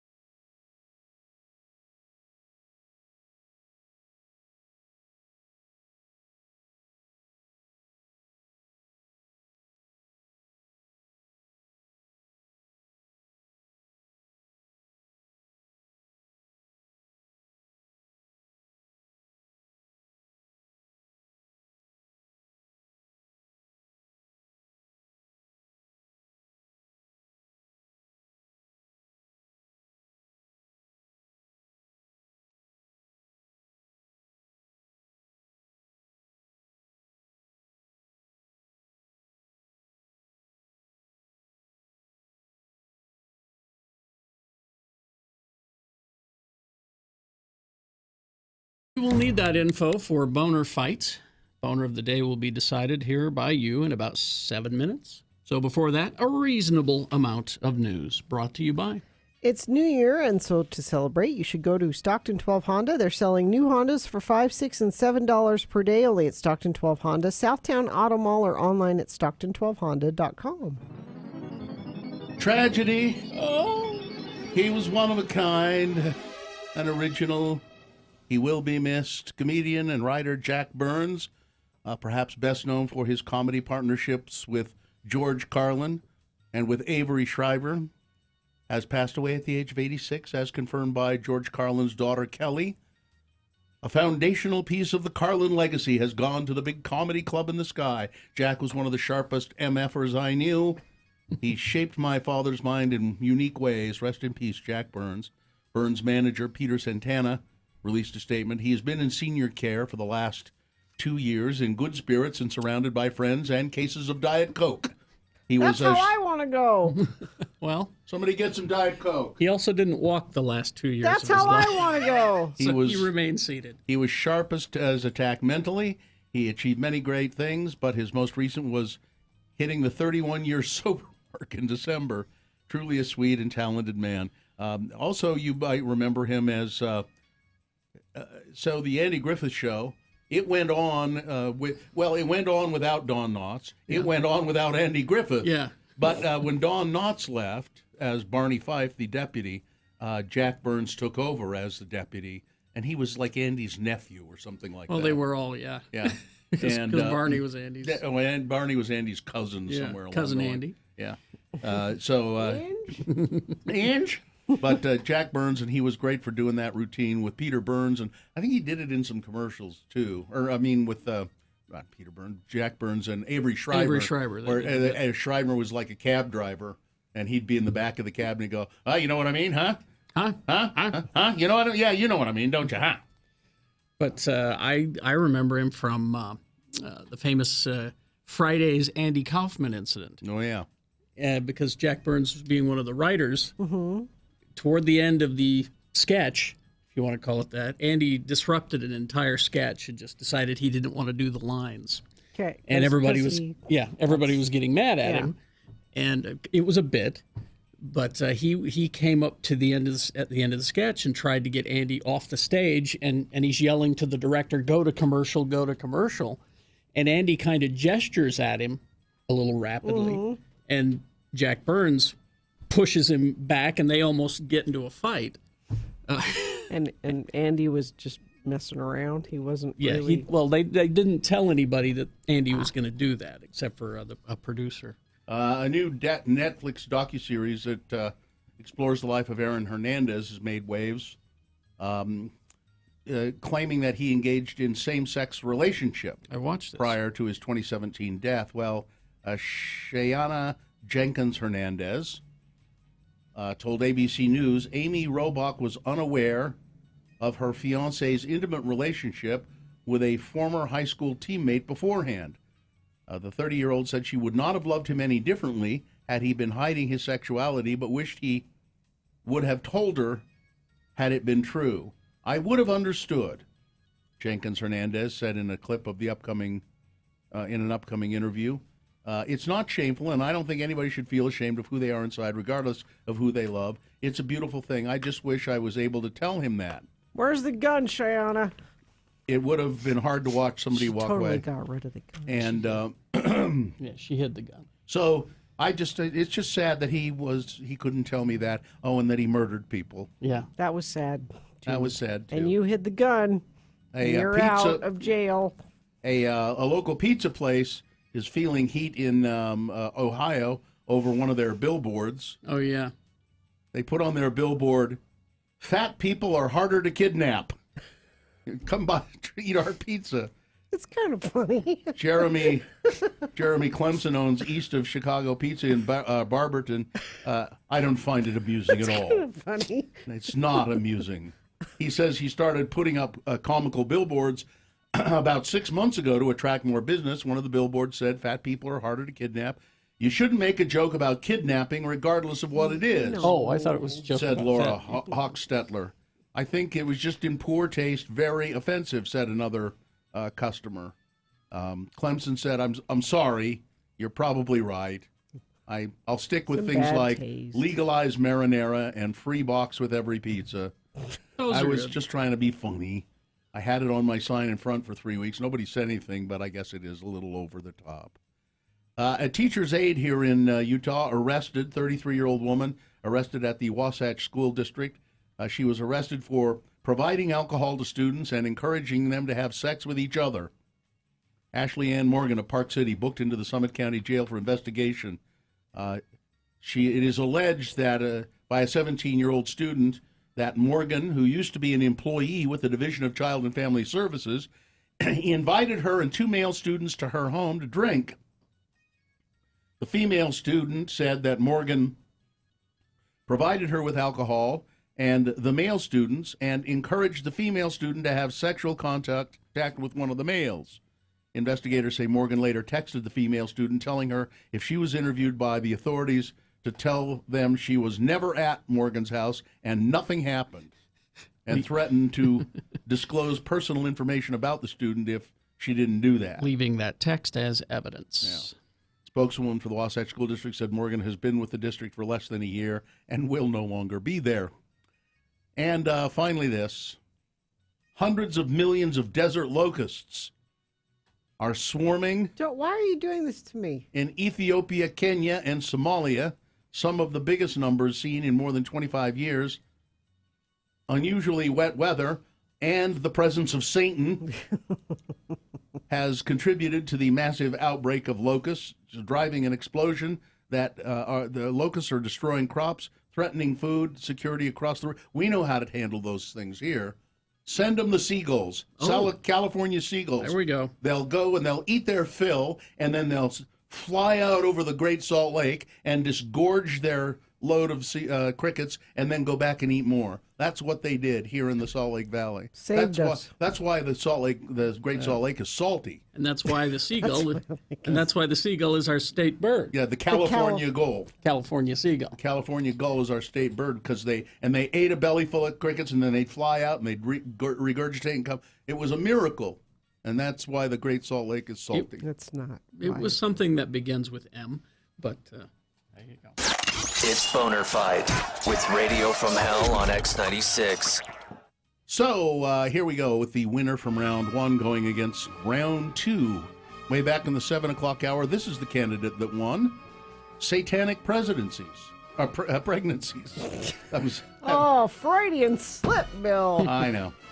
Satanic pregnancies. Donald Trump's spiritual advisor commands that satanic pregnancies should miscarry right now, she said. Whatever a satanic pregnancy is, I don't know. And boner candidate number 2, who performed your gender reassignment surgery? Dr. Mengele, a South Dakota lawmaker, says he regrets drawing a comparison between transgender medical procedures and Nazi doctor experiments. There you go. You've got to decide of these 2 candidates which one is the worst, which one deserves to be boner of the day, 1 or 2. Remember your candidate number, the one that you think should win. Put that number in the message of a text. That's all we need in the message is that single digit. Text it to 33986. That's how the computer counts it. Or you can call 877-602-9696. Use your voice. Or go online, x96.com. Look for the box that says Boner Fight, January 29, 2020, and vote there. You've got 300 seconds. Let's go. It's Boner of the Day.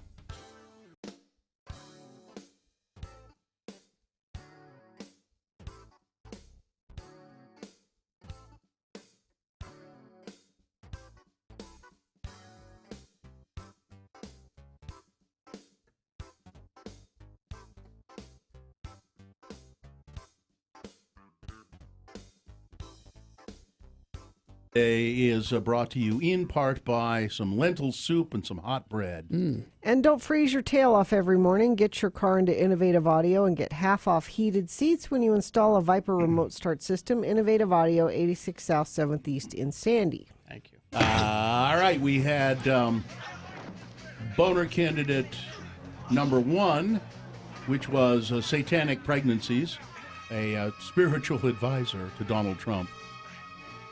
A woman saying, I guess she's an evangelical preacher of some sort, saying that she wants all satanic pregnancies to miscarry right now, whatever those are. And miscarriage, is that something that a evangelical Christian wants, is miscarriage? Well, if they're Satan. And boner candidate number 2, who performed your gender reassignment surgery? Dr. Mengele?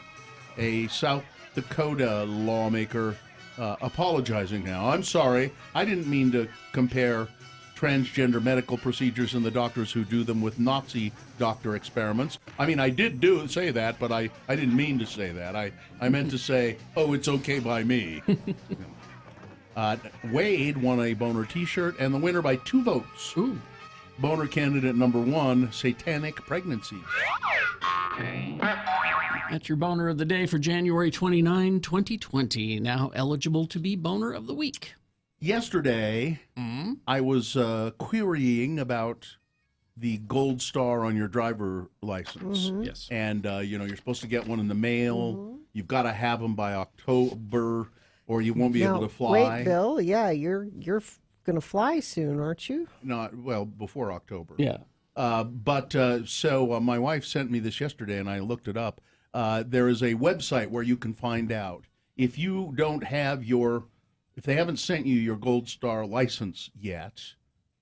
You can go to this website. It's DLD, D as in dog, L as in Larry, D as in dog, dld.utah.gov.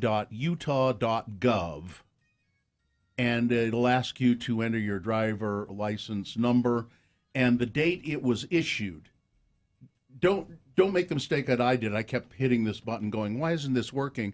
Because you sort of just assume when it says date. It says date? No, you're the date that it expires. Well, that's not what they want.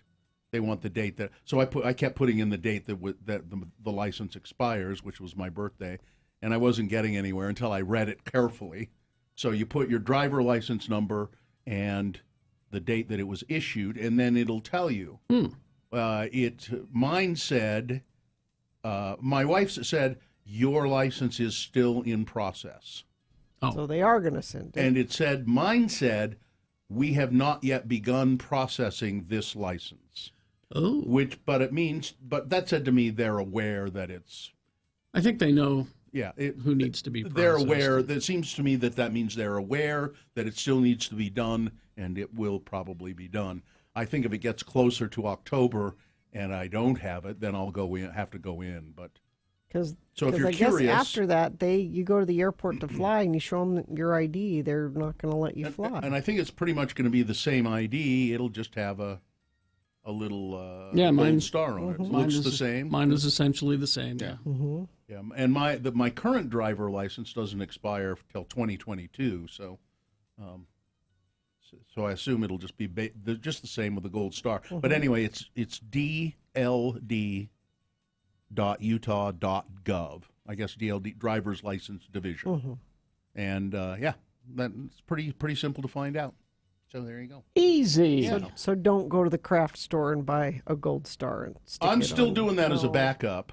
I went and I didn't look closely enough, and I put a silver star on my license, and then I went, oh, that's not right. So I have to go back and get a box of gold stars, which I'm going to do that as a backup just in case. I'm having donut regret. Yeah, it was a poor choice. I made the same choice of donut to take. There were free donuts out in the cantina. And they're the Banbury Cross, which are usually pretty good. Well, I usually get the cinnamon crumb one, and they didn't have one. And I usually like a fritter, and they didn't have one of those, so I got a rosette. And I did too. It just wasn't a good choice. It will be with me all day, I think.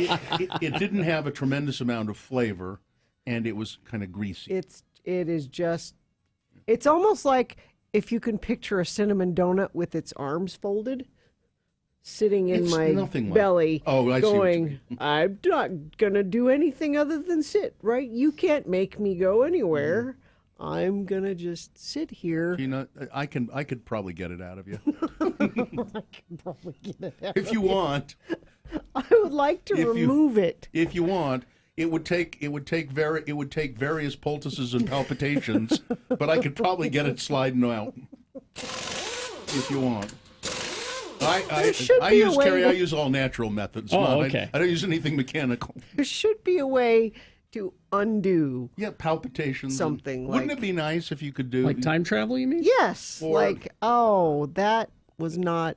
I mean, we've all eaten something that almost immediately after we eat it, we go, "Oh no, that I shouldn't have done that." I guess you could throw it out. That's No, not eh, good. no. That's not good. No, I mean you could. No, I've done that. Yeah, you don't want to do I've that. eaten something that was so awful that I've actually thrown it up on purpose. nope. But I can't have this in me anymore. Get it out of me. But I carry, Gina. I carry in my bag. You know, I carry a bag all the time. I have a little container of gel, and I just can use that and some palpitation, and I can get that right out of you. Right out of you. I'll let you put the gel on yourself if you Okay. don't want that. No. But I do have to touch you in various areas to get it to move. I'm good. I'll just let it. I mean, it's not bad. It's all below the ankle. Really? Yeah. Yeah. Do you know how things work? There's a pressure I don't think you know how things work. It's carry on the bottom of your foot. There are pressure points that you can do almost anything if you know where to press. It doesn't. I trained in this. Yeah. So it's long training that I did with a mystic. It was down in Kanab. A guy in Kanab. A mystic in Kanab. A mystic in Kanab. He had 8 wives and 4 goats. Really? Mm-hmm. Showed me how to do it. You should open a little office. No, this is just for friends and family. I need a little office. A little office. No, friends and family. Bill, palpitate my foot. They'll say, Sure, sure. it'll cure cancer. Hey, kid, bring me the gel. Let me see something. I'm going to see what this is. Now's the time for the time. Oh, I forgot I had that. 9:42. There you go. Good. We should use that more often. Hang on. Download the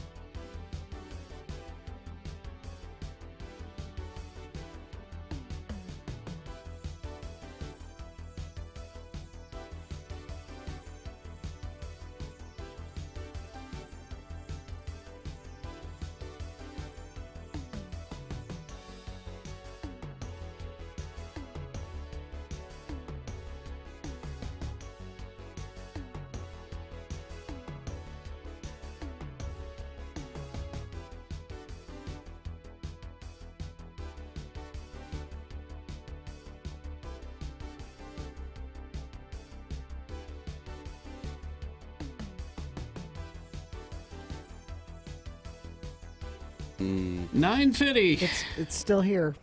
What? The donut? The donut. It's still there. Sorry. Well, that's too bad.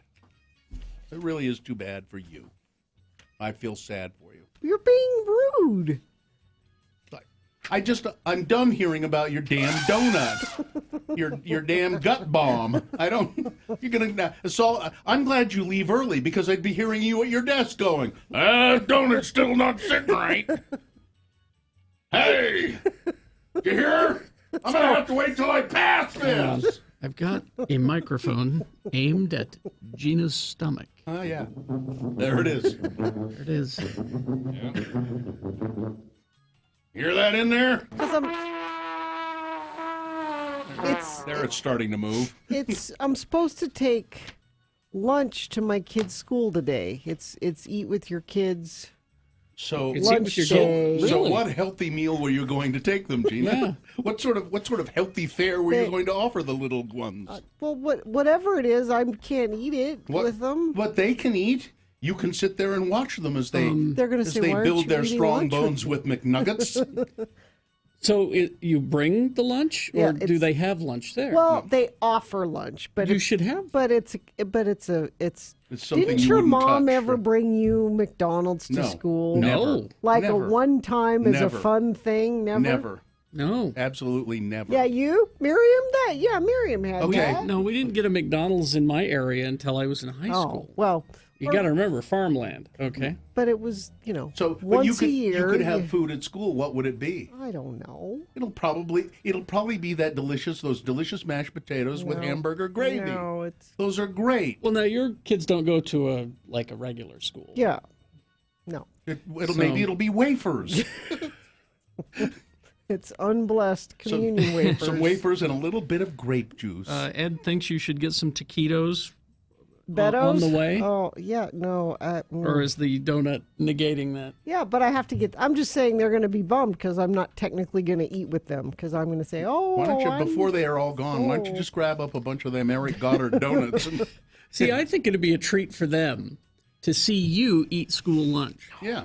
They would get a kick out of that. They would go, Mom's going to eat school lunch. She doesn't allow them to eat school lunch. Do they eat school lunch? No. Are you kidding? Joe makes them a lunch every day.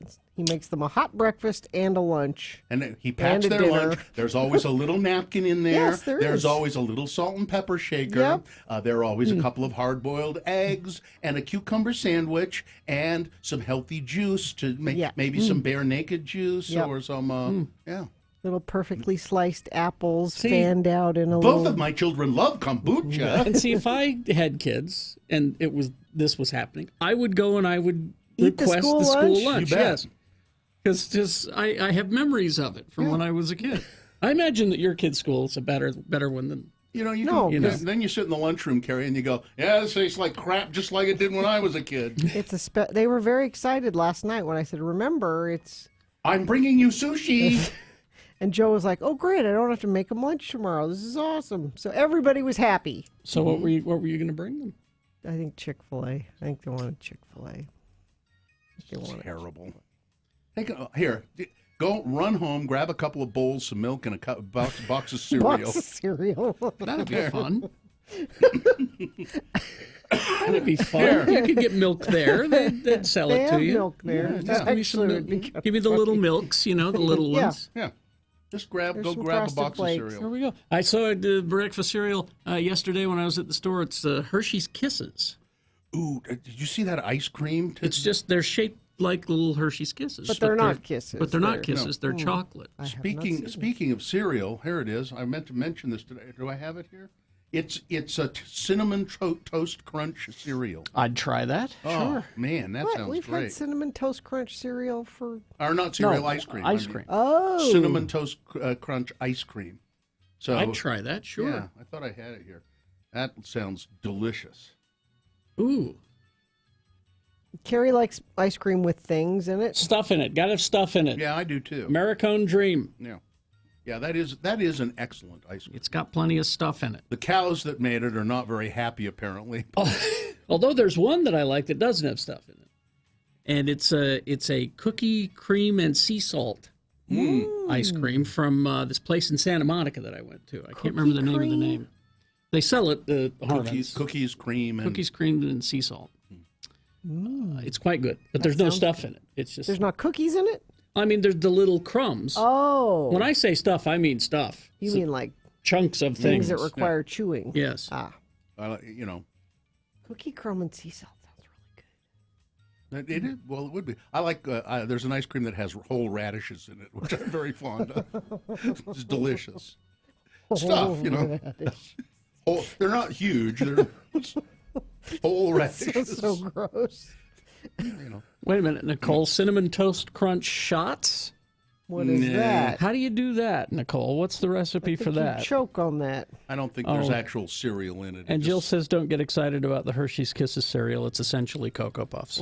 What? Well, I like It's just Cocoa different Puffs. shapes. That's terrible. How dare they? And here, it's the Bush Bean Company. They've made a 70-layer dip. 70. A 70-layer dip for Super Bowl. Yeah. We know the classic 7-layer dip made with bush beans is a fan favorite for game day snacking. We've decided to do a 70-layer bean dip. Here are some of the things in the. It's a veggie dip, a Cuban dip, a caprese, a loaded baked potato dip, a buffalo dip, a Mediterranean dip, a fiesta dip, and it's all layered. Barbecue dip, classic dip. There's a recipe for it available online if you want to make it. And the Cinnamon Toast Crunch shots are, it's Fireball, so I don't. Oh. It's Fireball whiskey and rum chata. No. It sort of, it tries to approximate the taste. Yeah, it comes close. It doesn't actually have cereal in it. Yeah, I do. That Fireball stuff. Bleh. Try my radish ice cream. That's great. There's also a radish and green bean ice cream that's pretty good too. All right, let's do the promo and get out of here. On tomorrow's Radio from Hell show, we have Sean Means at 8 o'clock. At 6:45. Oh, no. Let's start again. 8:45 is Thursday. On tomorrow's Radio from Hell show, we have Sean Means at 8 o'clock. At 8:45, I cover all things geek and geek news. And you should try to beat me at American Psycho Trivia during Beat Gina. And apparently me, Bill Allred, does nothing on tomorrow's show. So join us for Radio from Hell on X96. Good enough, I guess. Let's see. Today, me, 1 to 3 at Big Brothers and Big Sisters, Murray Holiday Road. Come make a donation. Okay. Sure, we'll have stuff to give away. Will do. Anything else? No, That's it. I'm going to record some podcasts today at the Daily, 222 South Main Street, Who are starting you at noon. interviewing? I'm going to interview Sarge, our promotions director. Really? Yeah. Well, if you think about it, he has hinted at interesting things in his life. I imagine he has a story. And I said, would you mind talking about some of those things in detail? And he said, yeah, no, that'd be okay. I mean, he's been shot, more than once. And stabbed. Yeah, shot more than once. Live long and prosper, bitches. Don't you know who I am? More than once? Yes. Corey is next.